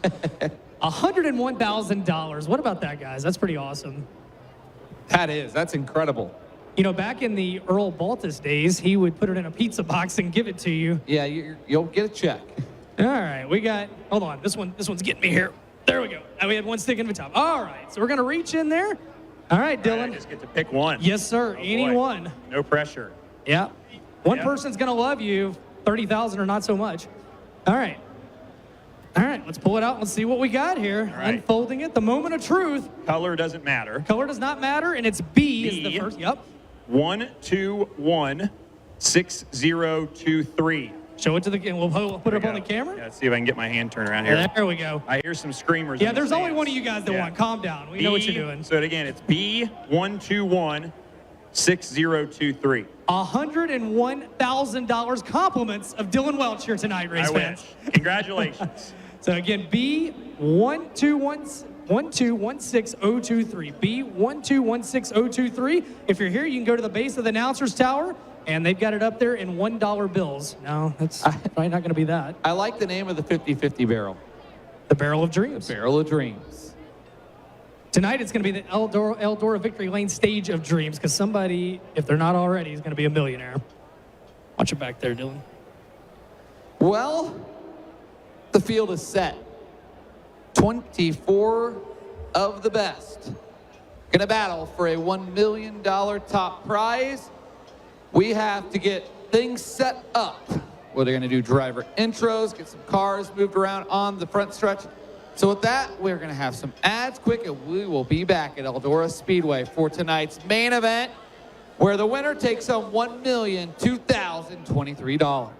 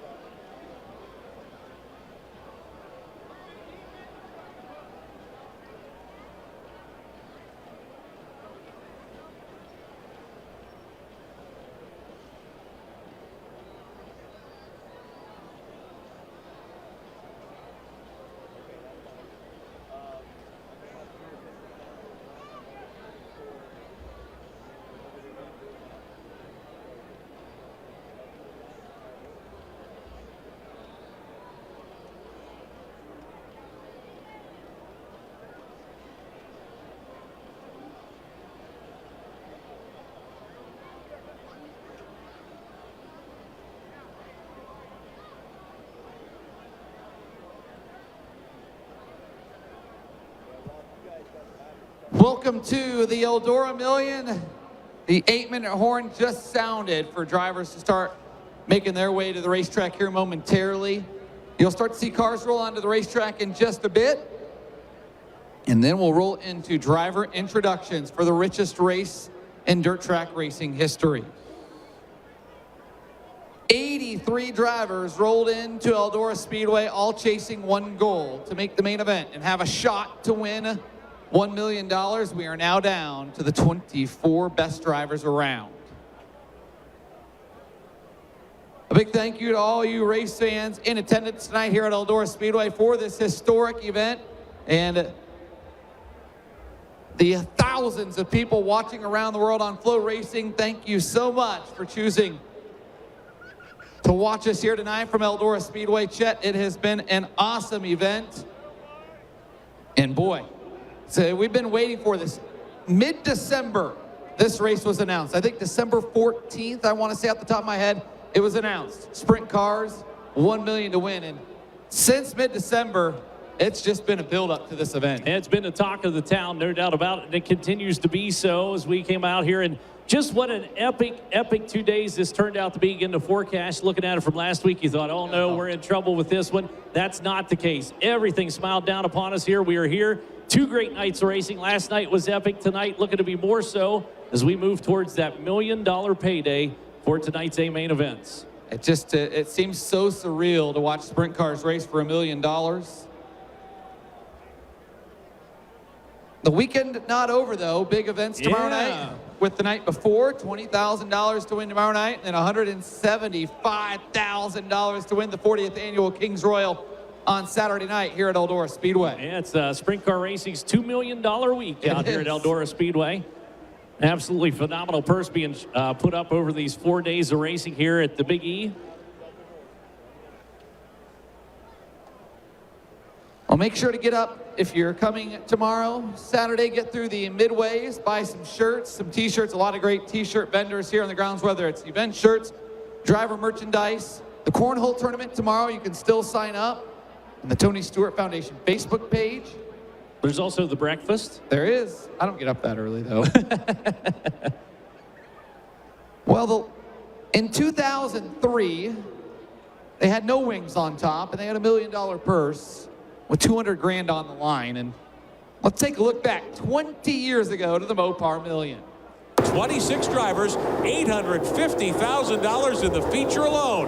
Glad to have you with us. We're underway on speed. Darlin goes dive bombing to the inside to gain several spots in that 71 car. Your leader is Gamester, and here comes Dean Jacobs. Dean Jacobs on the bottom, Gamester on the top. He brushes the wall a little bit. I thought we'd see Gamester trying to stay on the bottom of the racetrack. 19 right there in third, watching to see if either of the leaders will bobble. And Howdenchild around the high side bounces it off the wall and goes to the lead. Last time around, Tracy Hines battling. Howdenchild's got Stevie Smith all over him as they come off turn 4. Stevie Smith has just been coming on really strong the last 3 or 4 laps. Jack Howdenchild better be thankful it's only 40 and not a 50-lap race. What's it mean to you? You've won the greatest race in the history of sprint car racing. Your name is going to be right there at the top. What does that mean to you right now? Well, I don't know. It's just unbelievable, and it probably won't sink in till tomorrow. So it's just unbelievable, and it's a non-wing race, and you know, we always like to run with the non-wing guys, and we used to do quite a bit of it when we first started, and then we got away from it for quite a few years, and then we got back. So we're just real happy to be back in the saddle.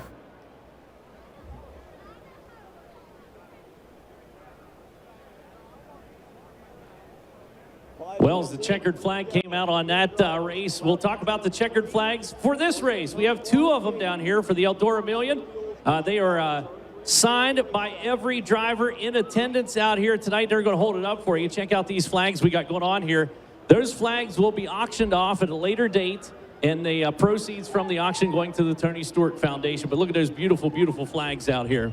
Yeah, Rob Penrod showing them off on the flag stand. Keep showing them, Rob. Keep showing them if you could. We're trying to get the cameras pointed over there, so yeah, maybe. I'll let you know. There we go. The logo's printed on them. Robert Penrod, one of our starters here, he and Rick Monroe. And as Chet said, Chet, you could buy those at a later date for auction. You could hang them up on your wall, what a collector's item as is, because we are without a doubt making history out here in these 2 nights.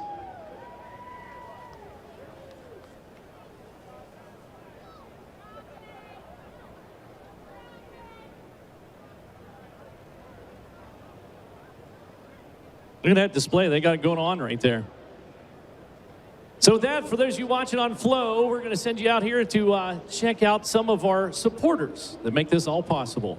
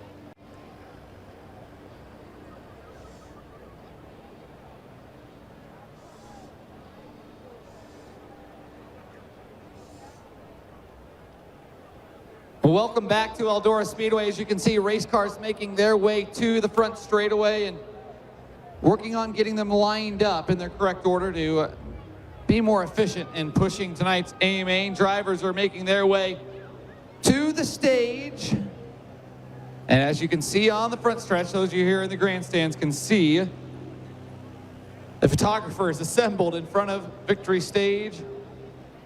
So we'll have our driver introductions, and then we'll have a class picture of the 24 drivers that have qualified for the richest main event in dirt track racing history. And then we race for 50 laps. As you heard Chet say earlier, we'll have our break around lap 20. Then we'll have a 5-minute break where they can change tires, add fuel, and we're going to have that break on the racetrack on the front stretch. Our goal is to have them 3 wide, 8 rows deep, and that'll help us push the main back off as well, trying to keep things as efficient as we can. And Chet, man, it was exciting the last couple of weeks watching that entry list grow on EldoraSpeedway.com. There's only a couple events that you do that for, that, or at least I do, where I'm checking the website daily. The Chili Bowl, obviously, the Knoxville Nationals, and the Eldora Million. I'm daily hoping for an update on the entry list. Well, and that was the thing, too. You know, you looked at it, you saw the drivers that were signed up. You saw a lot of names that you expected to see on there. You saw some names that maybe you didn't expect to see on there. Yeah. But the one thing I didn't expect myself was the drivers that came in that didn't pre-register to come on there. We had a couple drivers join us here to come out to be a part of the Million. And we just appreciate all these drivers and crews that came out to make this possible. How about we give everybody a big round of applause that's down there in the infield. All these crews, drivers putting a lot of effort to come out here and race with us and make history here at Eldora Speedway. But now's when the nerves start. And Chet, look on the big screen. How That's awesome the is top of the trophy. There are 2 Eldora Million die casts made. Only One 2. on the driver trophy, the other on the owner trophy. And as you can see, it spins around. You see the dollar bills and victory stage. The green carpet for money is rolled out into the Eldora Speedway Bank. And Tony Stewart, the manager of Eldora Speedway Bank, is about to open for business. I'm sure Smoke is dialed in watching on Flow Racing. Well, I understand the SRX race actually ended. Oh, then I guarantee he's There you go. He's So he dialed is in. definitely tuned in watching. And we hope he can join us here on Saturday night. I think that's the plan, to be back here for the King's Royal. But I love the vaults. They do. have the vault on the stage here for driver introductions and just a lot of effort. A tremendous amount of effort that, always comes from Eldora Speedway, but in the details of the events that go on here. And that goes back to Earl Baltus, you know, being a showman. It's about the show. Earl was a showman. Smoke and gang here at Eldora, they're showmen too. Carrying on his legacy, I'm sure making him and Bernice proud, the rest of the Baltus family.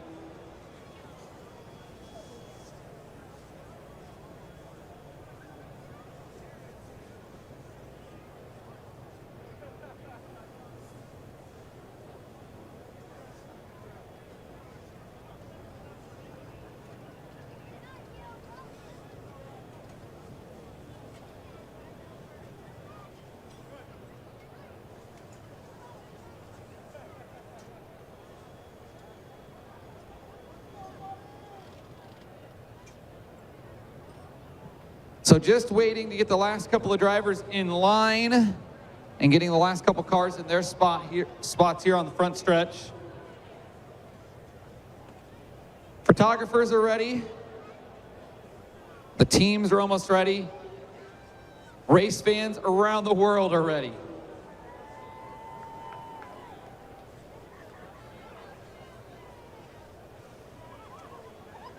We're almost there, guys. We're going to wind up down here. Yes. You know, sometimes it's like herding cats down there. Deaf and blind ones sometimes. We asked them in the driver's meeting, guys, just listen to Misha. She'll get you in line. She'll get you in the right spot. She won't mislead you. What's the energy like down there, Ben? You know, guys are kind of hanging out talking, but you can see it on their face. It's intense, man. It is intense. And this field of cars, what a beautiful sight. Beautiful night, beautiful crowd, beautiful field of cars. And we're going to go 50 revolutions here in a few moments for north of $1 million to win here tonight. My palms are sweating a little bit. I'm ready to go. I'm anxious. I thought it was just me. No, it's not just you. Dylan? Man, how about it, Dill?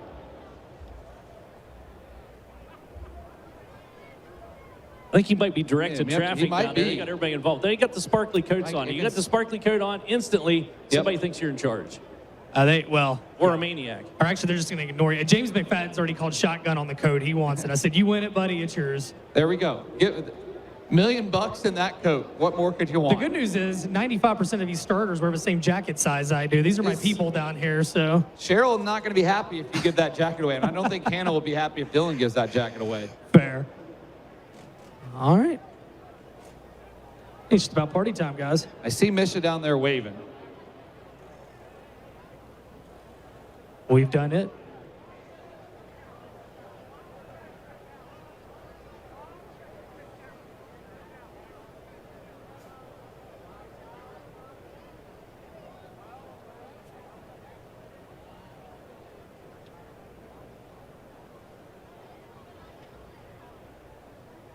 Man, I'm kind of just trying to soak it in, Chet. You know, this is unique. This is cool. Our sport's never seen this, and as I've gotten older, I've gotten a little better about that, of just trying to soak up the moment. This is certainly amazing, and I'm sure north of 20,000 in the grandstands tonight, you can feel the energy. You can feel it.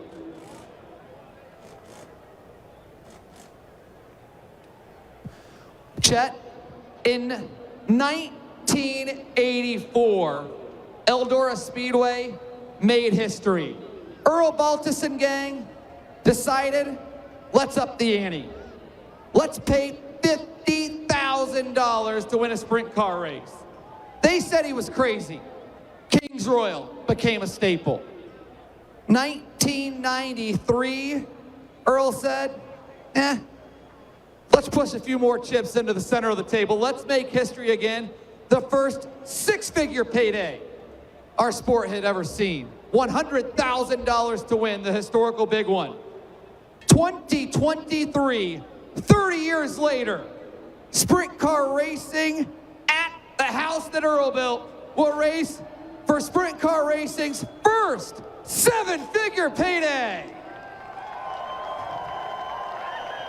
Chet Christner, 24 of the best drivers in the world, set to do battle, chasing $1,002,023 to win. With that, your starting field for tonight's Eldora Million. Starting on the outside, 24th on the field is going to be the driver out of Neptune City, New Jersey, and the Capital Renegade Coors Banquet Beer Henry's Wrecker Service number 91. It's Kyle Reinhardt. And starting 23rd from Owasso, Oklahoma, the Ally Valvoline XYZ Machining number 55P, it's Darren Pittman. Starting 22nd from Gold Coast, Queensland, Australia, the Dirty Air, Clay Preview, Dondeck Sheds, Ike's Performance, number 25, Lockie McHugh. Rolling off 21st, he comes to us from Greenfield, Indiana.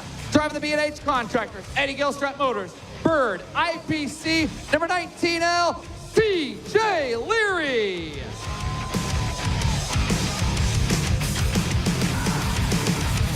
And starting 20th out of Pengrove, California, and the Toyota Racing Development, Roth Enterprises, HR Livestock Transportation 83 JR, it's Buddy Kofoid. And starting 19th from Myerstown, Pennsylvania, the M&M Painting and Construction, Vaps Paints, Livewire Customs, number 19, the Myerstown Missile, Fred Marks. Starting on the outside of row number 9, he comes to us from Indianapolis, Indiana. Driving the NOS Energy Drink, C-Max, Elias Custom Trailers and Carts 7BC, Sunshine, Tyler Courtney. And starting 17th from Lebanon, Indiana, the True Timber Camo, Rothco Tactical and Outdoor Gear, JRC Transportation, Nike, Street and Landis, number 5, Spencer Baston. Your 16th starter on the field hails from Brisbane, Queensland, Australia. Beyond the wheel, the Toyota Racing Development, Roth Enterprises, HR Livestock Transportation, number 83. It's J-Mac, James McFadden.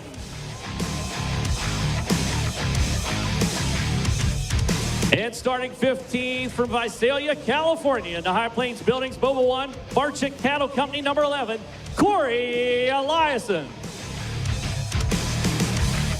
7th row to the outside, 14th starter from Lockport, Ohio, the Ohio Heating, Helms Construction, Motor City, Crestwind Power Sports, number 22, Cole Duncan. Rolling off 13th, he comes to us from Southampton, New Jersey, the Mid-Atlantic Transportation, J.G. Cronenberger Jewelry, number 67, Justin Whittle. And your 12th starter out of Fresno, California, the Aspen Air Royal Flooring Logan Contractors, number 18, it's Giovanni Scelzi.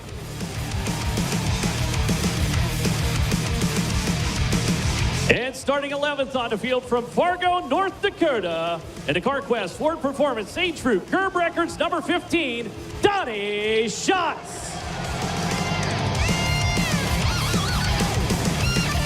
Starting 10th from Hanover, Pennsylvania, the Palace Tire Service, Low E Insulation, Goofy's Eatery and Pub, Shark Racing, number 1A, Jacob Allen.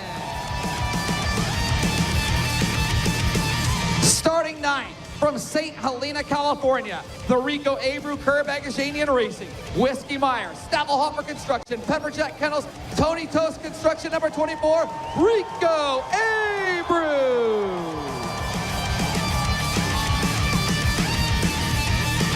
And your 8th starter on the field out of Green Valley, Missouri. And the Casey's FVP, Andy's Frozen Custard, number 21, it's Blackjack Brian Brown.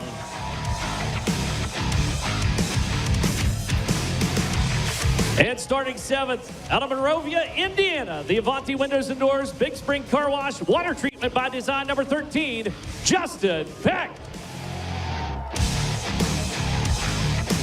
Starting 6th, he comes to us from Elk Grove, California, the Finley Farms, JVI Group, Fulkins Brothers Trucking, Flow Racing, HendrickCars.com, number 57, Young Money, Kyle Larson.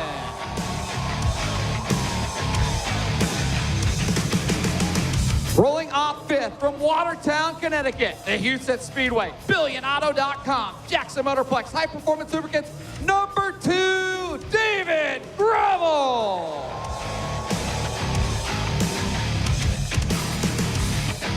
Starting 4th, out of Grass Valley, California, to Napa Auto Parts, Fuel Me, Curb Records, number 49, the Big Cat, Brad Sweet.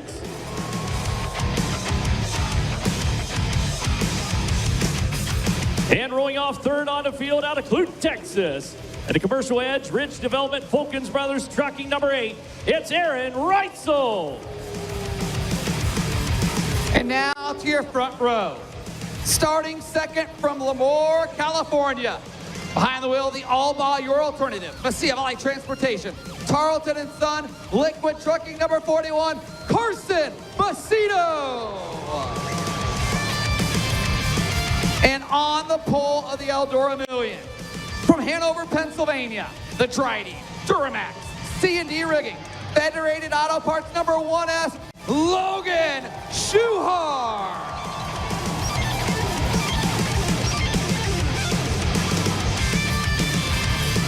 "24 of the best, set to go to war."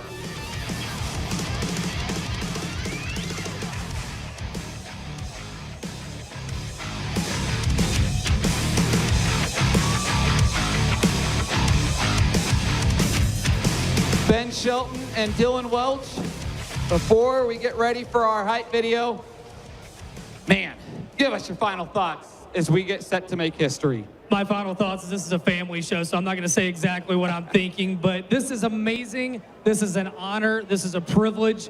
And I think we're about to see 50 badass laps around Eldora Speedway for a record payout, Dylan. Ditto. It's, I mean, it's here. We've built this up and hyped it up, rightfully so, and we've got through everything, and somebody's life is going to change in the next 50 laps, and we can't stress that enough. This is huge. This is amazing, guys. The class photo is happening. Blake, Chet, you guys have been killing it all weekend. Take it away. Thank you so much. Ben Shelton, Dylan Welch doing a phenomenal job, and look forward to hearing them the rest of tonight's A-Main. Chet Christer, man, we are getting set to make history. I know I keep saying it, but this is just awesome. Well, making history right now, also these 24 drivers on the stage. Let's give another big round of applause. Your starting field for tonight's Eldora Million, the inaugural Eldora Million. I call it inaugural. We don't know. I don't know. We don't know. We don't know. This could be a once-in-a-lifetime thing that you're witnessing out here. Thanks so much for coming out and joining us. Thanks for joining us on Flow Racing.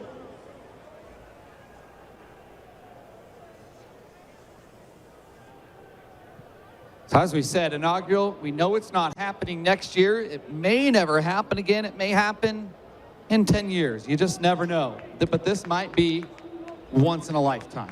Once in a lifetime, indeed. The drivers making their way out to the cars, get strapped in. A big thank you to Eldora Speedway. Oh, yes. Tony Stewart, Flow Racing, the drivers, you race fans. You know, this is an event we knew would get support, and we knew we had to have support to make it happen, to pay this purse. And you can see, you know, the drivers getting ready to crawl into the car, knowing that in 50 laps, their lives could forever be changed. Watching Brent Marks down there looking very relaxed, a smile on his face. He's won big events here at Eldora Speedway before, as have a multitude of these drivers represented in his starting field. There's Tyler Courtney leaning over to talk to his crew guy, Cameron Burley, and Spencer Baston there, the CJB Motorsports 5, and Barry Jackson on the wrenches. The car owner Chad Clemens there, just out of screen, that's just underneath the top wing. There's Barry Jackson, legendary crew chief. The Shark Racing 1S of Logan Schuhart. Now, Bobby Allen in 1990, the Knoxville Nationals, in thrilling fashion. Can Logan do it once more? So guys, much like we saw at the Dirt Late Model Dream, just to make sure everybody's honest down here, we are changing receivers on everybody, and we're making sure there's none of those fancy watches on down here. So new receivers for them. And we're down here. Gio Selzy's getting strapped in. He'll start 12th tonight. Gio, they just made sure you didn't have a watch on, and you got a new receiver. You got presents before this thing ever started. From 12th tonight, what is on your mind as you get ready to chase a career payday? You didn't check enough in here. I still got one in here, so I don't know. I can't say much about that, right? Uh-oh, he's saying he might have it in there. No, give me seriously. What's going through your mind right now? I don't know. You try to treat it like any other race. Obviously a lot of money on the line, but I think we have a pretty good race car. 50 laps is a long time. It's pretty much two separate races if you get to put tires and stuff on it halfway. So this is an awesome crowd. I can hear you guys over my earplugs and over the roar of the engine, so this is pretty cool. I want to hear you guys get real loud. Race fans, Gio wants to see how loud you can get. Let him hear it as he gets ready to go into battle.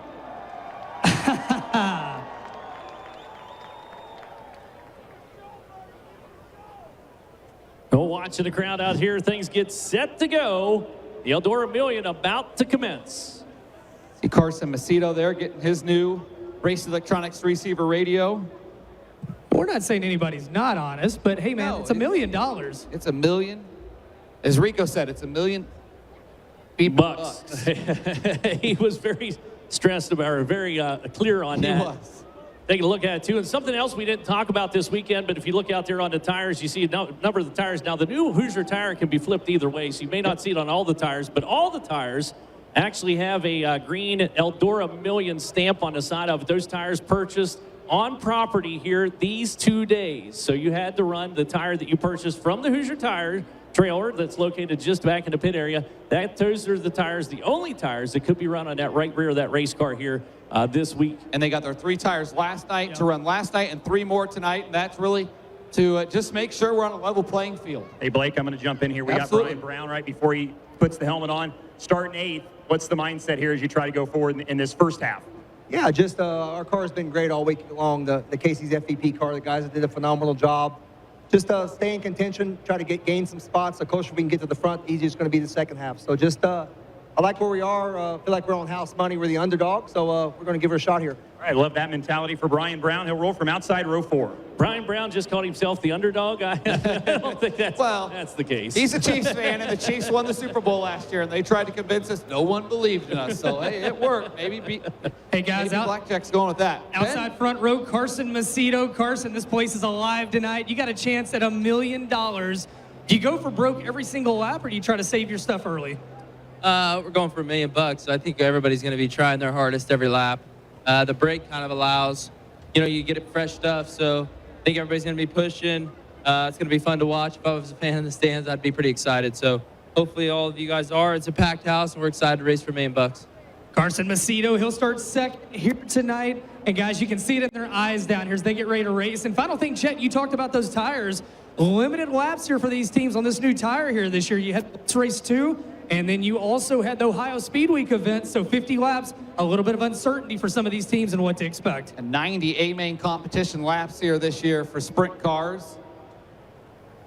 So it really levels the playing field coming into tonight's main event. It does, and it's nice to have that all taken care of. And obviously, a lot of thought gone into the event where you talk about the receivers that are being swapped out, the tires purchased on property net, just trying to eliminate any what could possibly be discrepancies with the finish of this race when it's all said and done. So everybody's on the up and up. Everybody's on a level playing field. We're all out here at Eldora Speedway, and they're racing for $1,002,023. I keep talking about that. Just a staggering amount of money for the race winner. Well, you should keep talking about it. It's amazing. And how about Gio poking the bear down there? He didn't look very close for that watch down here. You got to love Gio. You got to love the talent, and you got to love the confidence in this field. And 24 just amazing drivers about to go 50 circuits around Eldora. 24 well, he is. And he's also very calm. And these drivers, if they're nervous, they're not showing it. And cars about ready to roll. Turn your attention to the big screen and turn number 2. Let's get ready to rumble. It is the most prestigious sprint car race in the history of the sport. It's just one of those races that right when you hear rumblings about it, you start looking for it. Eldora Million. Tony, you gotta be crazy. crazier than hell. This is a vision that our entire staff has had, that I've been wanting to do this race for a couple of years since we knew that we were going to bring back the dirt late model million. Oh, it's $1 million, but it's sprint cars for $1 million. I mean, we've heard about late models for $1 million, but now it's sprint cars for $1 million. You know, we have to thank Tony for that. Every time you go through Eldora, you're going through the cornfields and you look around, and next thing you know, here's this unbelievable facility. And you get pumped up just thinking about it. I can't imagine what the atmosphere is going to be like for $1 million. It's could be some feelings hurt that night. It's a lot of money, man. I think you're going to see a lot of daredevil moves, you know, for a chance to win. When somebody steps up and puts $1 million in front of your face, I think you're going to do anything in your power to make it happen. $1 million. $1 million. It doesn't matter what the format is. For $1 million, you'll find a way to pass. Somebody's going to find a way to pass. They're going to find a way to get the passing points. Legendary. I don't know what else to say. I thought the day would never come, you know. 24 of the finest sprint cars in the country. So I think in sprint car racing that ever so often we have to give it a real boost. Right here at the finest racetrack in the country. The first place you want to do when you think you got enough seat time is to Eldora and try yourself out. Before last night, he'd never even seen Eldora. The second man ever to do it. Kyle Larson sweeps the Fort Crow National.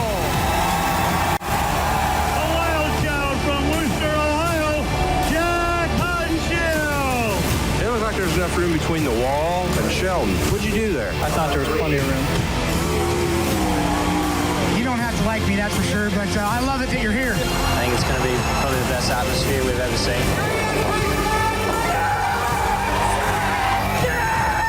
You're going to wake up on that day, and you're certainly going to be willing to take more risk and know that there's a lot more on the line. You're a millionaire.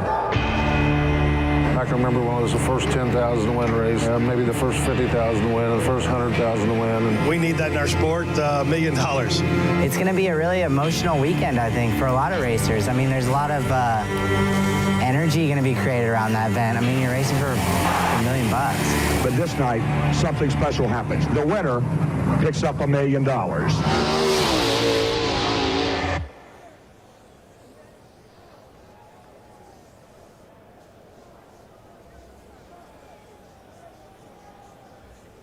Push trucks lined up. Eldora Speedway. Are you guys ready for the Eldora Million?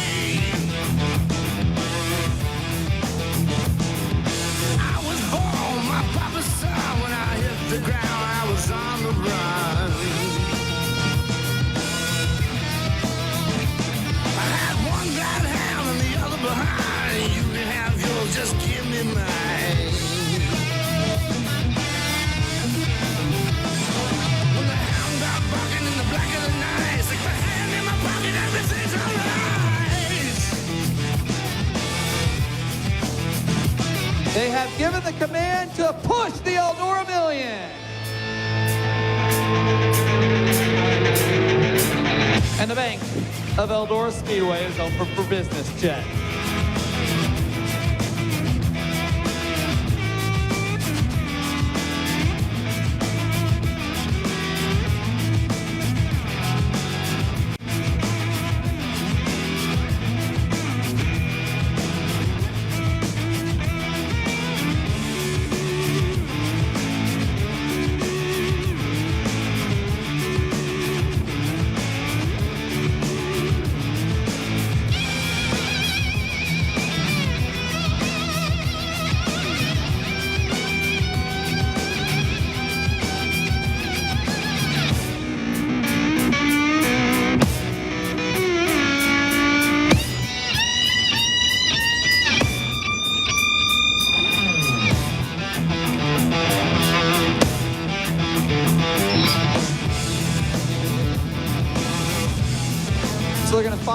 you can see.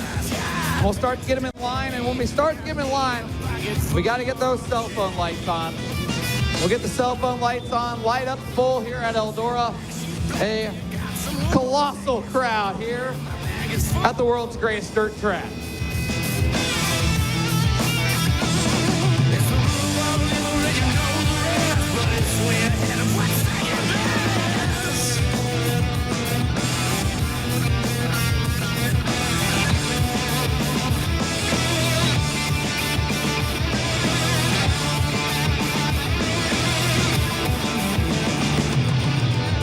They're coming around, Chet.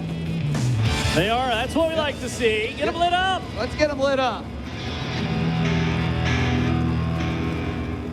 Light this joint up. The Eldora Million, might be the only one we ever see out here. The richest race in dirt track racing history. Get those phones out, light up the sky.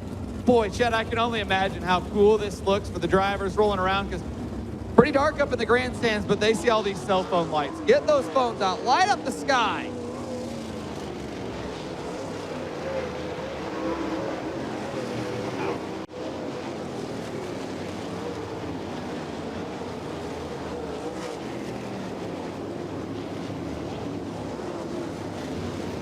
An unbelievable field of talent rolled in here. 83 drivers strong. We got to whittle down to our top 24.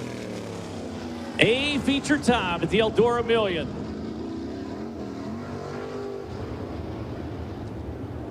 $410 cubic inches of methanol injected madness underneath the hoods of these bad boys, and we're about to turn them loose on this half mile.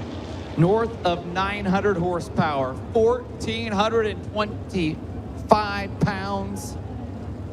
Every part on these cars has one job: to make the car go faster. Go fast. Get around this joint, pick up that big payday at the end. Again, a payout of over $20,000 per lap, over $40,000 per mile. So 55, Darren Pittman stopped down here. Looks like he might be having some issues with his receiver. Yep, stopping at All-Star official John Manier. Johnny leaning in there, working with Darren Pittman, a former Kings Royal winner, former Sprint Car, or World Series of Sprint Cars winner, or champion, I should say. At World of Outlaws champion in 2013. And now he and his wife, Mandy, operate Ultra Shield to help keep our drivers safe inside these race cars. Some of the best seats available. It's like his radio issue is fixed. You see him get his driver's gloves back on, get ready to push off and join the field.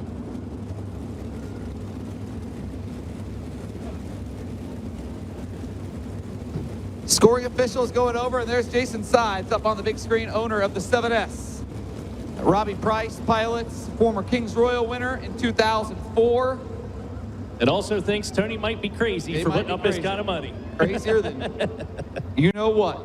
That's from a guy that doubles down on a 15 in the casino, so yeah. Exactly. Justin Whittle may be having problems too. I see Steve Topper leaning in, talking to the drivers from Southampton, New Jersey. Regular at Port Royal Speedway and Williams Grove Speedway is Justin having a great season. 5th in points at Port Royal. So they're going to get them lined up, and then we're getting set to go 4 wide here. They said get them pushed off, get them in line, get them to a spot so we can get rolling. And nobody wanting to root against anybody unless your name is Brock Zierfoss, and he is the first alternate sitting down here on pit road, seeing if anybody has any issues. Patiently or impatiently waiting, you could say, Ben. I would say super impatiently waiting.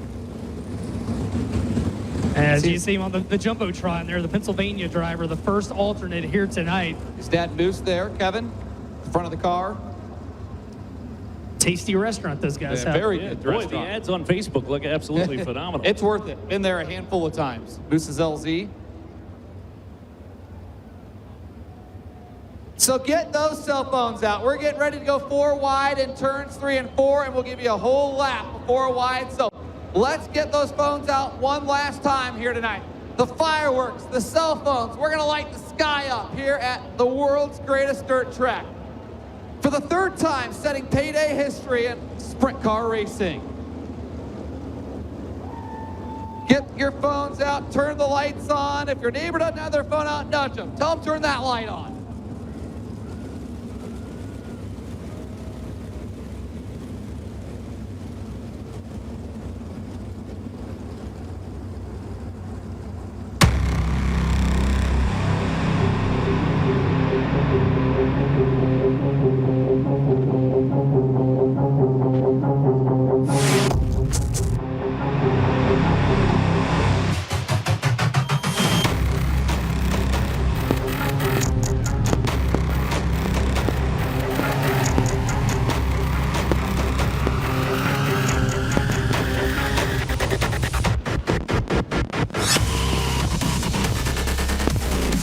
Eldora Speedway, out of your seat, on your feet.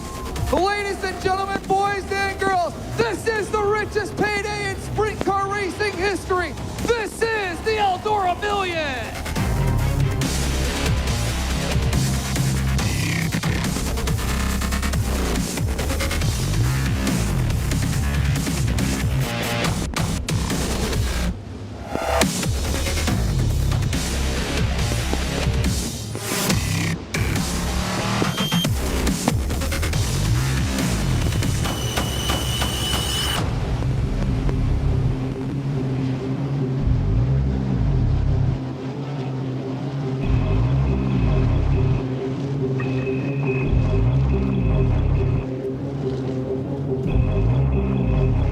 Boy, 24 sprint cars, the fireworks, the flames. Nobody does it like Eldora Speedway. It is true story indeed. As we watch the field take shape down through here, looking back through the lineup, you can pick out any one of these drivers. Any one of them could be sitting in victory lane with a $1,2023 paycheck. Lights down around the racetrack, and we get set to go with the Eldora Million. This is it. This is for all the marbles, Blake. Field tightens up down the back straightway, the Eldora Speedway USA. And guess what? Ladies and gentlemen, boys and girls, the Eldora Million is underway. Good start down into the corner of Big Charge. Coming down off the bottom side. Logan Schuchart could lead the vessels. We got one around. Cale Thomas. Cole Duncan rather. Cole Duncan having some issues down there with the number 22 car. Got the left front knocked off of it already, and that was anticlimactic. Kind of did a pirouette around, and man, Cole Duncan scheduled 14th starter, driving the family-owned 22 car. That's the thing. That kind of happened right there in the mid-pack, and he shot up, got into the wall, and got around, and we're just fortunate he didn't collect any more cars on that incident. He is out of the car. His father, Rodney, the crew chief on the 22 car, defending Atomic Speedway track champion. Has 3 wins this year, a pair at Atomic and a win at Moeller. They were thrilled just to be here. He's actually won the last 4 at Atomic, the last 4 championships, that is. We'll see if he can make his way back out. And yeah, you know, you actually see that caution on the first lap, but conversely, if you're going for $1 million to win, let's do that first lap a couple times. What do you say, boys? I don't mind it. There you go. Yeah, so a tough break here for the Lockbourne, Ohio racer, Ohio Heating, Motor City Auto Transport. A little replay for you up there on the Crown Replay on the big screen. So he shot down into the corner and looks like got maybe bounced around. Yeah, he kind of got rattled up there in the number 22 and kind of ricocheted his way up into the wall. And this will tell us. There he is.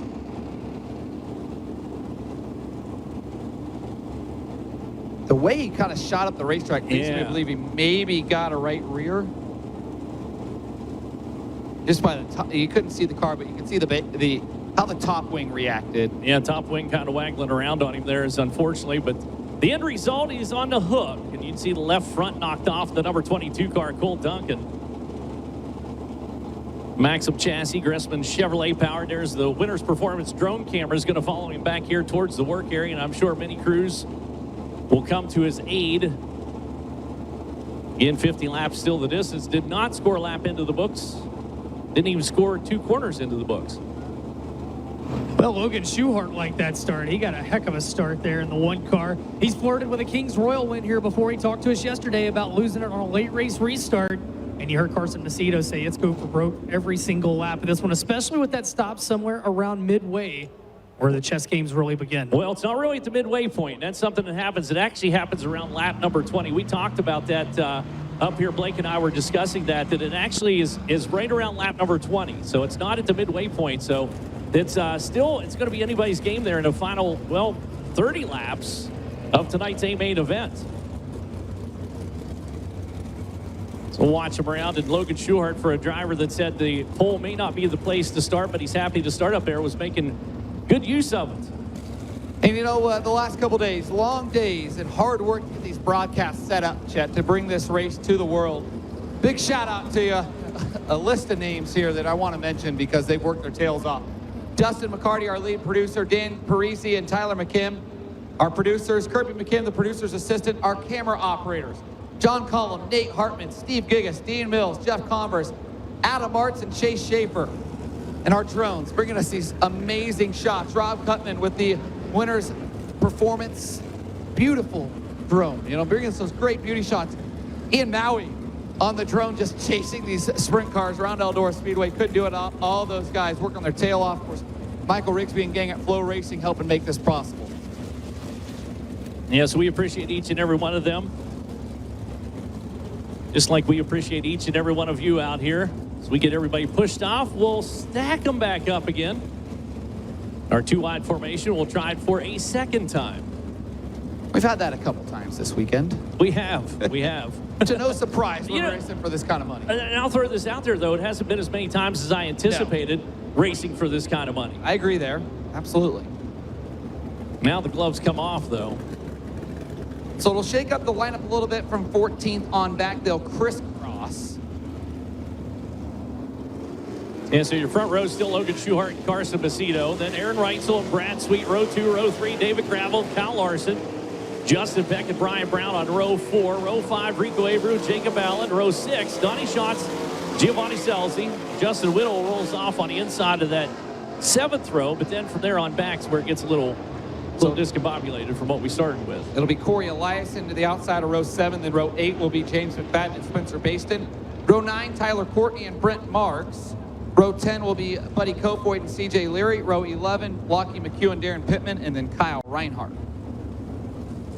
And because we took the original green, that is why we do not take the alternate there. Yeah, so the green was taken. We did get the race started. So we're going to try to do it again. Second time's the charm. That's what I always say. Absolutely. All stacked up behind the Ford Raptor pace truck. He'll make his way down into the infield.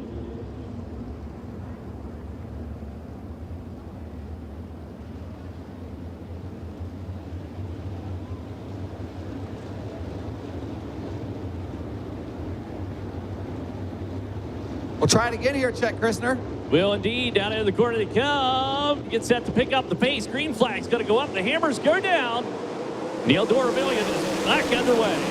What a restart there, or a second start for Brad Sweet. He'll go side by side for the top spot. Carson Macedo with a monster run down the backstretch for second. Got a big drive down in the corner for the number 41 car. Slides into P2. Sweet quick to turning back down to the inside. Is going to outrace him to the line. Meanwhile, up front, Logan Schuchart still P1 on the field for the 1S car. Shows the way down the back straightaway. Top 3 have opened up a gap over the battle for 4. Aaron Reitzel going after the 2-car. David Gravel for that 4th spot with Kyle Larson. Larson behind him. Larson looks to the inside. Can't make it go. Reitzel now 2-car lengths back to the 2. Look back just a tick further, and Brian Brown's making some hay down on the inside. Just picked off Justin Peck. Peck trying to retaliate. The number 13 car down into turn number 3 as he'll run it deep. Now that end of the racetrack. Brian Brown going after Kyle Larson down the 21 car. Brown down to the inside, side by side for the 6th spot. That's the underdog working his way up through there, I believe is what he said for the number 21 car. Picked off Larson to 57. Larson does not like that. He'll battle back down into turn number 3 and 4 and take the spot back away. Brown right on the back bumper. They nearly come together off of turn number 4 to turn number 1. Brown starts to go to the bottom and tries to rope Larson back in. That's going to work, too. He found a little traction fraction down low. Got a good thing coming out turn number 2. Pulls back alongside the 57 car. Although he gets shrugged off coming out of the corner. Here comes Spencer Baston now.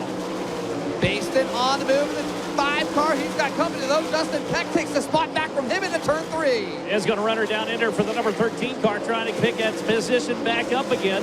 They race out turn number 4. Meanwhile, up front, your race leader already into lap traffic for Logan Schuchart. This lead at 1.532 seconds as he enters lap traffic at lap number 7. 7 down and 43 to go. Brad Sweet up on the wheel for the number 49 car, takes that hot line down into turn number 1, works it tight to the wall down the back straightaway. Carson Macedo, a little different technique, has now a side-by-side battle back behind. Here comes David Gravel down on the inside of the number 8 car, Reitzel. Gravel turning the heat up on the 3-time All-Star champion, Aaron Reitzel, for the 3rd spot. Or make it the 4th spot as Reitzel hangs on to it. Gravel continues to work to the middle of the racetrack and tries to close back in on the Rich and Sun 8. Boy, it's looking up there at Logan Schuchart, but close company as he raced his way into lap traffic.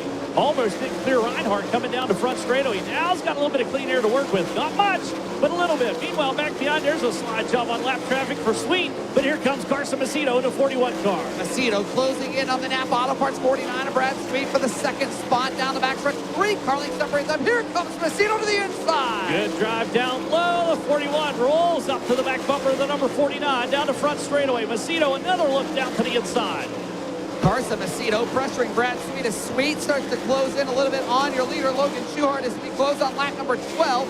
Macedo all over the back bumper of Brad Sweet, and Aaron Reitzel closing on the 41. Yes, indeed. Meanwhile, those two are closing on Logan Schuchart as well. Schuchart lies ahead for the 1S car. We've got 38 laps remaining that last time through. Now remember, we're going to have a break coming up here, being, well, called about another 8 laps or so.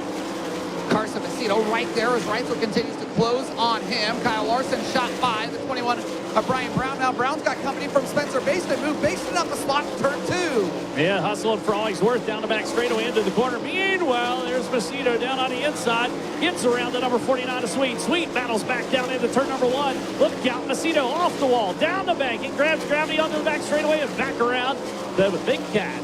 That's exactly what Aaron Reitzel wants to see as those two battling so hard in front of him. Boyd and Carson Macedo turn it up there, though, pulling away from Brad Sweet. He definitely sealed that deal into the number 2 spot for him. Sweet shuffle back into 3rd on the field. Reitzel still running 4th. Hot pursuit of that number 49 car. David Gravel rounds out the top 5. As it's now 35, make that 34 laps to go as Schuchart slides by that time.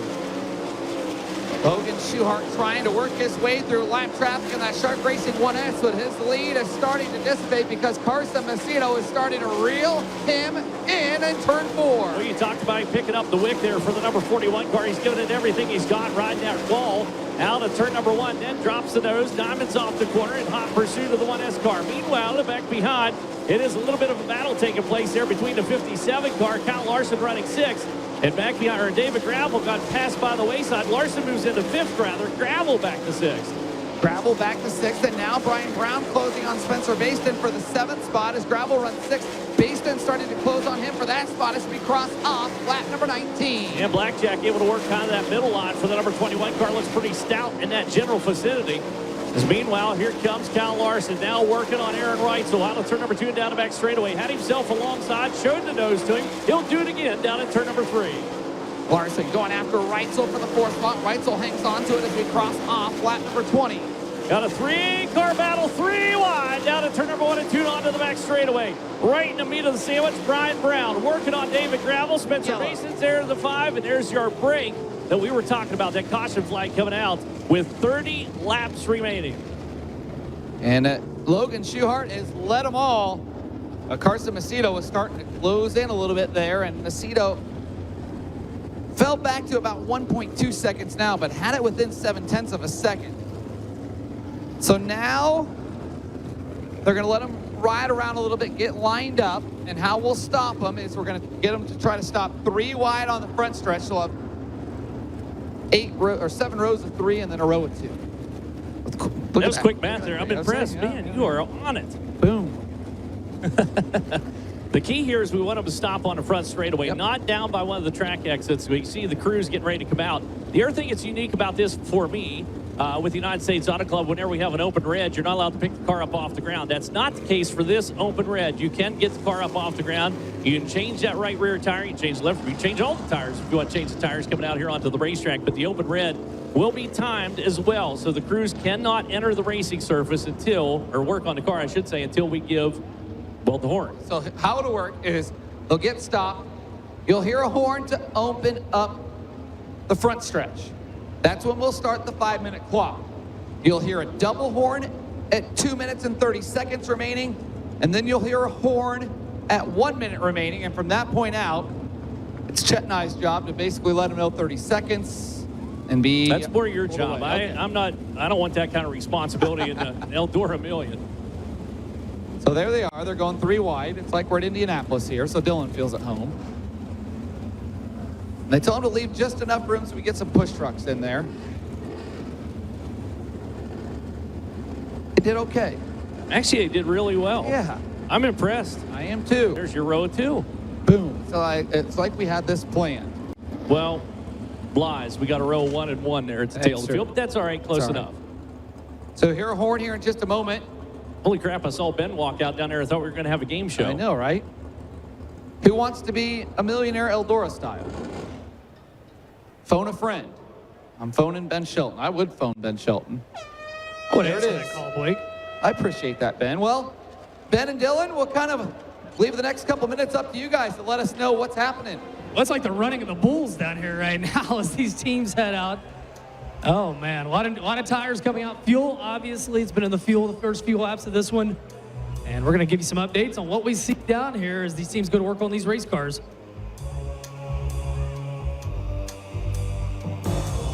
Playing some Jeopardy music in the background. Tough decisions, tough answers right now. That's Who Wants to Be a Millionaire we got playing in the background for you there. We're looking for Regis. okay. We're looking for Regis Philbin. Guys, let's step in here with Carson Macedo, who runs second right now, and get his thoughts on those first 20 laps. Have you gotten a good enough read to know what changes you need to make to catch the 1S? I know I got one of the best crew chiefs in the business in Philip Deeds, so I'm pretty confident he'll make the right changes. Felt really good there. Start just kind of got trapped up on the top. Brad got by me and then was able to get back by him, and I feel like I was pacing Logan. So we'll see. Hopefully we saw about 41 up front. How important is this restart going to be, this initial restart, just to kind of establish the track position? I mean, every restart's important, but 30 laps to go in the Eldora Million. Everybody's going to be hanging it out, throwing it out on the line. So it's important. Hopefully we get a good one and we can set a pace. Carson Macedo going to restart second here behind Logan Schuchart. Well, right now, pretty much all these teams, and not surprising, going new left and right rear shoes on these race cars and getting fuel in them. And again, a very narrow window of time to get things done, tweaking on them. And down here, it looks like David Gravel may be working on some different spacers on that race car on this number 2 as he rides inside the top 10. And I tell you what, we talked about it. Some character down here in the racetrack, getting into the middle of turn number 1. There's about a 4-inch divot down here, and you hit that one wrong, and you're going for Mr. Toad's wild ride. Yeah, that's a gnarly one down here, right behind Kyle Larson's right rear, and kind of walking up here as well to look at the top side of the racetrack. The cushion is built up and ledgy right in the center of 1 and 2, so it kind of gets, there's a little ledge here on the entry, and then it gets a little crummy, it looks like, and then a big old ledge in the middle of 1 and 2. So you got to be perfect if you're going to run over here and make speed, which is so hard to do here. Well, we got Adam March down here. We'll show everybody up in the stands. So, yeah, imagine hitting this thing at 100 plus, and that right rear hooks into that. That's why we've seen some guys go for some wild rides tonight. We'll keep an eye on that one as the last 30 laps of this feature play out. So new tires going on, air pressure adjustments down here. We've seen some guys play around with some spacers on these race cars, fuel. Crew chiefs leaning in, talking with their drivers. And Ben, we're halfway. It's a halfway home down here. Got the Hoosier reps down here, and they're checking out everything as they walk around. Again, they're learning as well with these new tires.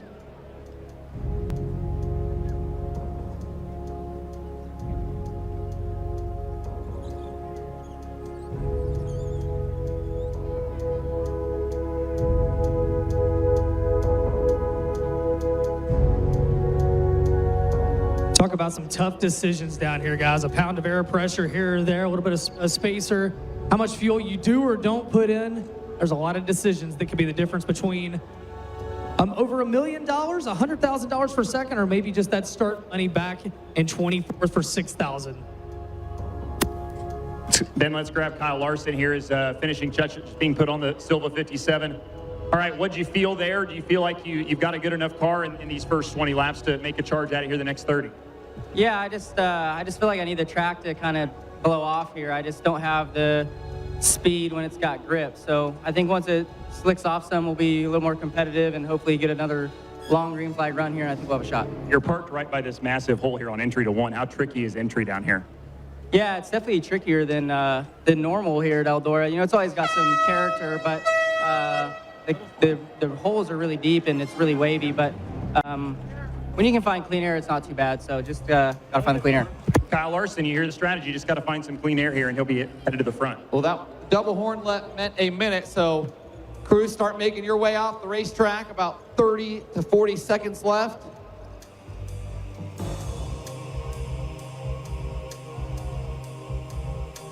"30 seconds, drivers and crews."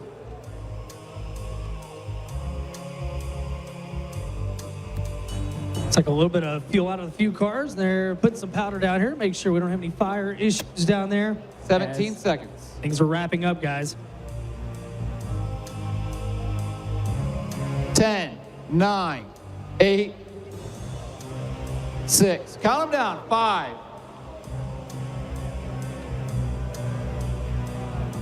There it is. And that.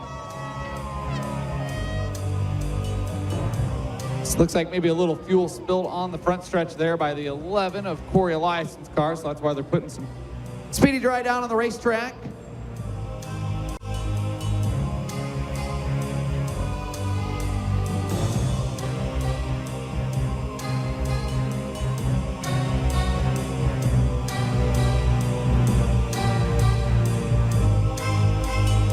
We need the 25 crew. There we go. John Menier on the scene. So pretty much every team, 3 fuel jugs going in those race cars, roughly 5 gallons in those jugs. Everybody getting fueled up for the long run, guys. 30 laps for $1 million plus here tonight. Boy. Thank you, Ben. Thank you, Dylan. You guys have done a phenomenal job the last 2 days. We really appreciate it. Keeping us informed all weekend long, or all week long, I should say, here the last 2 days. Their job's not done yet. It's not done yet, yeah. Sparkly jackets are here to stay for a while. I was pleased to hear that they actually found the matching underwear for that too, so they're wearing sparkly underwear. No, you heard wrong, my friend. Actually, the sparkle on these jackets match the sparkle off the glare off the top of your noggin up there, Chad. So we all match. We make a trio. They're not that bright. I was just glad with all the pyro down here that we didn't combust or anything. Yeah, we're not sure what these are made of. So we were worried the flash point might not be so great on that these. shot. Dylan just towering over it is. I can't use the same camera shot. Yeah, it is bedazzled. Oh, this has been a It looks even better at night with the lights on. It does. It's absolutely incredible, to be honest with you. Who wants to be a millionaire, Dylan? I mean, I feel like we, could be Regis here and maybe ABC will bring it back for us. Yeah. Maybe Flo can bring it back. We can have Who Wants to Be a Millionaire racing style. Well, we did that for the late. We did that for the late model million. We did. Yeah, so I we got to bring it Tyler back. Burnett on that. All right, guys. Well, Logan Schuchart out in front of this. He's looked really strong, and you heard Larson talk about that. Just not exactly where they need to be, but man, 30 laps. A lot's going to change in this racetrack, and a lot of guys. It's going to be interesting. I think the next 10 laps are going to tell a lot. But track sat for 5 minutes. That's obviously. what I was just getting ready to say. We just had this long red out here, well, an 8-minute red that took place on the front straightaway. The track has been blown off a little bit and just sat dormant for about 8 minutes. That with may no sound action on it. trivial, but it's not. You know, dirt track racing, that's not. Yep. So it's going to be interesting to see how things refire out here for these drivers. Get set to go. So Logan Schuchart is your race leader. Behind the wheel, the 1S car. Carson Macedo's running second. Brad Sweet is third. Aaron Reitzel's fourth in the 8 car. Kyle Larson, your top 5. Then it's David Gravel running 6th. Brian Brown is 7th. Spencer Baston is 8th. Rico Abreu is 9th. And Justin Peck, your top 10. Then Donnie Schatz, Buddy Kofoid, James McFadden, Tyler Courtney, Brent Marks, Giovanni Scelzi, Jacob Allen, Corey Eliason, C.J. Leary, and Justin Whittle, your top 20. Then Darren Pittman, Kyle Reinhardt, Lockie McHugh, Colt Duncan scored 24th on the field. So we made it 20 laps, lost 1 car on the original start. I'm sure they're going to blow off the front stretch a little bit through that speedy dry. Kevin Nouse, race director on the One-Way Race Electronics receiver radios, letting him know, guys, run through that speedy dry for me. And there is the right rear, I'm guessing off the 1S. And I'm telling you, looking at some of these tires, those guys put a hurting on them the first 20, and why not? You knew you were going to change them. Yeah. And maybe they find out there how much they need to check up a little bit for this last 30 since it's 10 more laps. But stress test. Dylan, I don't know if you noticed, but some of those were blistered pretty strong coming off those race cars. $1 million. I love the $1 million bills that were handed out to the fans there. You see them laying on the stage and out here on the, well, a little bit on the, I was going to call it the concourse, but the front straightaway. The other thing that's exciting, too, is the Whistle Stop Choose Cone is coming back out onto the racetrack. That is used all the way through. Double foul race starts all the way to the end. He's ready. Logan's ready. They're ready on the front stretch down here. Logan is a legend. He also asked Blake if he can get the video from earlier. I said Blake Anderson will make that happen, so he's going to get with you. That young man's worked hard the past 2 days. Yeah, Logan's done a great job. So front stretchers, I guess, hopefully, maybe the last time we'll see the Whistle Stop Choose Cones. You're going to have to be loud for him as he runs out here in just a bit. You guys haven't let us down yet. Well, who all out there in the crowd? Who all is coming back tomorrow night for the night before? What about Saturday night for the Kings Royal? I love it. This is a 96-hour party down here, boys. It is nonstop here at the Big E. Well, we appreciate all you guys coming out. Of course, the night before tomorrow night, $20,000 to win. Then Saturday, $175,000 to win. Both those races sanctioned by the World of Outlaws NOS Energy Drink Sprint Car Series. Officials down here, I believe they think that they see some debris on the racetrack just down into turn number 1, down on the inside. So we're going to get that official truck back up there. And a wrench. There, they got the binoculars out on it. Well, Hockaday's got the binoculars out. I know, I can see that. Oh, it was Candy. You know, the Candy toss is next week. These lifesavers. A breath mint from the singles bar, Chad. There you go. They're gone quickly, you know. They are. That's what I hear. There is Logan Nouse with that Whistle Stop Choose Cone. He's waiting for you, front stretchers. He's waiting. They're going to buzz the racetrack here real quick. Get them caught up to the pace truck.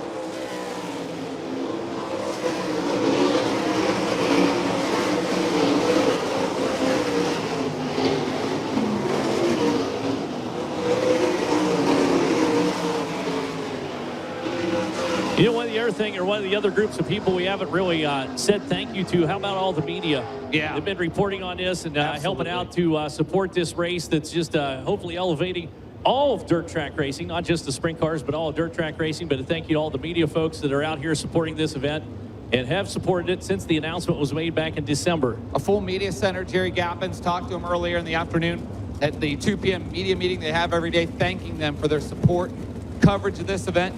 I am a firm believer, especially in dirt track racing, and whether it's all racing, you know, NASCAR, Formula One, down to the local racing everywhere. A rising tide lifts all boats. It does indeed. It does indeed. So get set to go. Here he comes. Front stretchers, make some noise for him.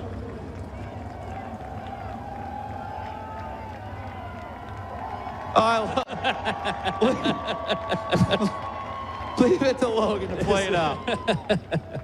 All right, I love that kid. He's awesome. Big fan, big fan. We're all Logan Nouse fans. You're going to have to give you hero cards to go to the driver's autograph Well, session. geez.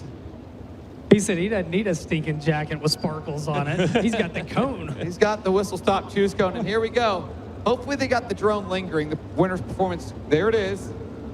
You can see it on the big screen. Let's choose. Oh, Big Cat stays high. Interesting move right there. And actually, in that outside starting spot, we talked about that before. Schuhart, though, your race leader, went to the inside. So it's interesting that both those drivers feel that they're picking the best spot to start from. And it was exactly opposite of each other. And it's interesting, Chet, because Logan Schuhart has said all weekend that like when he spun the invert wheel, he wanted the 8 because he thought it was more advantageous to start on the outside. And that's what he wanted. He wanted an even wheel spin for the feature last night, too. And here he chooses low, so that's interesting. There you go. 30 laps remain. The Eldora Million. We're set to get back to life as we unleash the herd. Macedo leads them by a nose. Schuhart slides up the racetrack. Here it comes. Oh, Reitzel around and Larson upside down. Oh! Oh, my goodness. Oh, my. Lockie McHugh as well.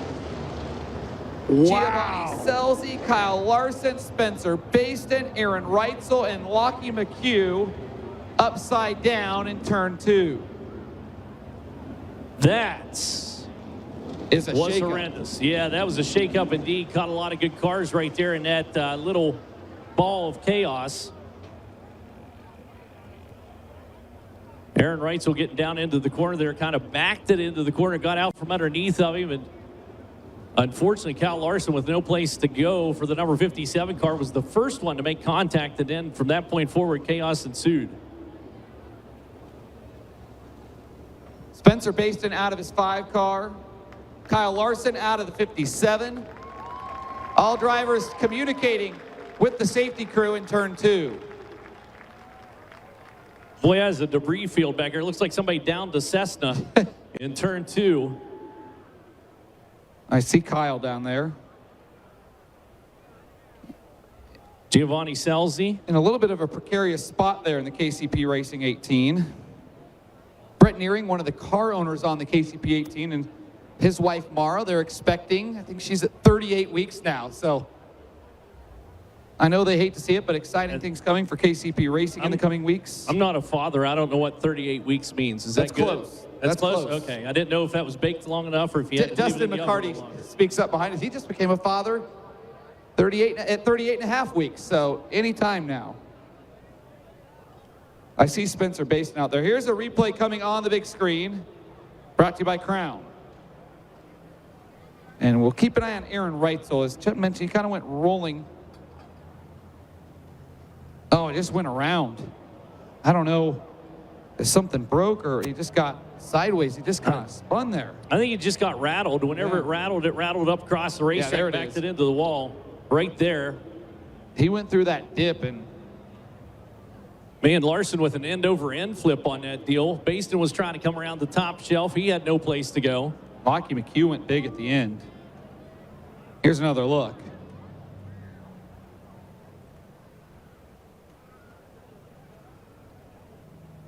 Those were big hits over there. Great to see. That was a deal, too, where Lockie McHugh, I was looking to see how he made contact on that. He was scrubbed sideways trying to get down to the inside. I think he thought he had cleared it. He had obviously did not, man. That was a hard rod when he comes in right about here. There, oh, he just clips the rear end of Larson. Knocks the fuel cell off. Yeah, he knew he had no place to go on the high side. Clipped the fuel cell off the 50 crew over there. Man, they were on the scene quickly. Also the safety equipment, guys. It wasn't that long ago. That would have been a mass fire over there the way that fuel cell came off and did its job. And Ben, I can speak on the All-Stars. That's a big reason right there why on each of our side-by-sides, we have a 10-gallon fire suppression unit on each of the side-by-sides we use our series. And just this last race, we put a 60-gallon fire suppression unit in the bed of our pace truck. You can't have enough protection on that, enough safety by those drivers. Seems like everybody's okay up there. That was some hard hits, guys. There's Giovanni Scelzi out of his 18 car.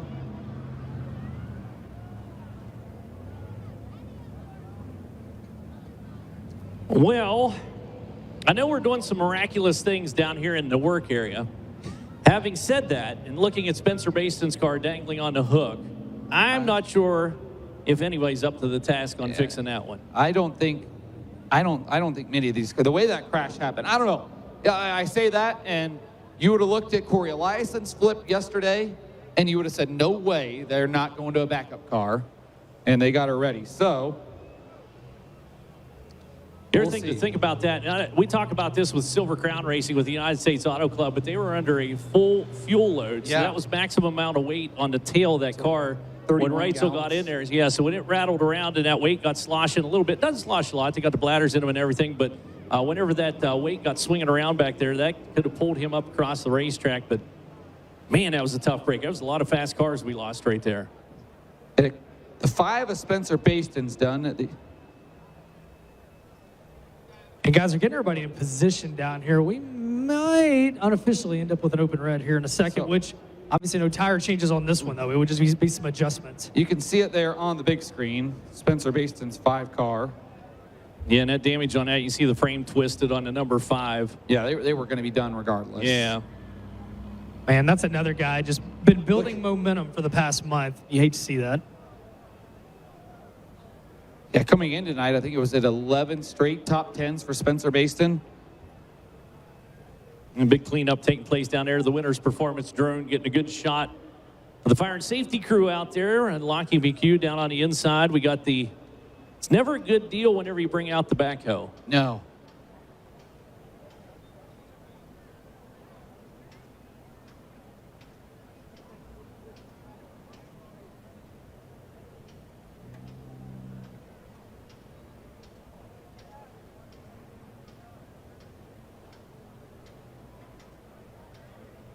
See Larson's car being towed backwards. So we saw the track sit during the 8 minutes earlier. Now it's going to sit again. And again, these cars, I think probably one reason they're going to open it up for an open red in a second. You got the guys, tires bleeding out, air pressure's changing on these race cars. So now if you went back green for that half a lap and you didn't like what you felt, you're probably going to get a chance at redemption here to have one last tweak at it. And here we go. A horn's blown. It's the running of the bulls. We didn't have it the other night as they laid out chairs. Yesterday morning, I should say, but now we have it. Yeah, it's a big scramble taking place out of the pit area. And as he was talking about tire pressure adjustments, but the car can't come off the ground this time. That's the key. This is more of a traditional open red that at least I'm used to seeing. They'll dump a little bit more fuel. Probably they'll just top off. Well, and if you don't think these, I was going to say that, Blake, you don't think these 900 horsepower cars don't burn up fuel, even idling? Yeah. Everybody's taking fuel out to put more in. Nobody's taking a risk of running out of fuel in this one. Couple gallons there, I would imagine. At speed, they usually say about a gallon, around a gallon a lap, maybe a little bit less than that. Watching down here on the 1S car, it's interesting. Watch Logan Schuhart's crew down here working on the 1S. Looks like they're changing the wicker bill. Yeah, they're 2-inch maximum. Yep. They've gone up top, working on that. We're seeing air pressure adjustments as expected, pretty much on everybody's right and left rears.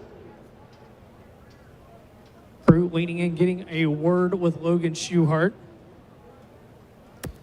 David Gravel back in the car. There he is. He's on his way back to the race car.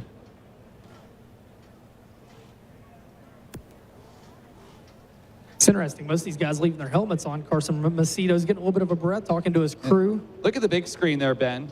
I don't know if you can see it from where you're standing. There's the fuel cell. Oh, my. And that's full. I mean, if that's 31 gallons or so, there's 29 in there. It's going to take a big boy to pick that one up. Paul Silva's been working out. Well, 31 gallons at what, about 7.5 pounds per gallon. So, yeah, a bit of a dead clean on that.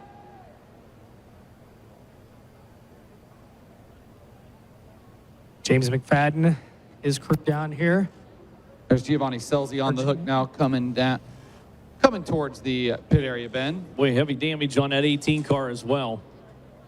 Heavy damage. Don't be surprised if I see that one, or if we see that one continue on. Dylan Buswell having a chat with Buddy Kofoid there. Dylan, the crew chief on the 83 Junior. His dad, Kim Buswell, an absolute legend in Australian sprint car racing. Seen a few guys, looks like Tyler Courtney. They're making some adjustments on that front torsion bar on that race car, knocking a little mud off as well off that nose wing. You know, that's something I can do. I can do that. The torsion bar or the mud? The mud. Okay, Yeah, just to be clear. Just to be clear. Let's be real clear. Hey, speaking of nose wings, they're changing a nose wing on the Darren Pittman car here a little bit Really? further back. Yes. They have damage on the other one, Dylan? They do, just a little bit on the, looks like the right side, maybe.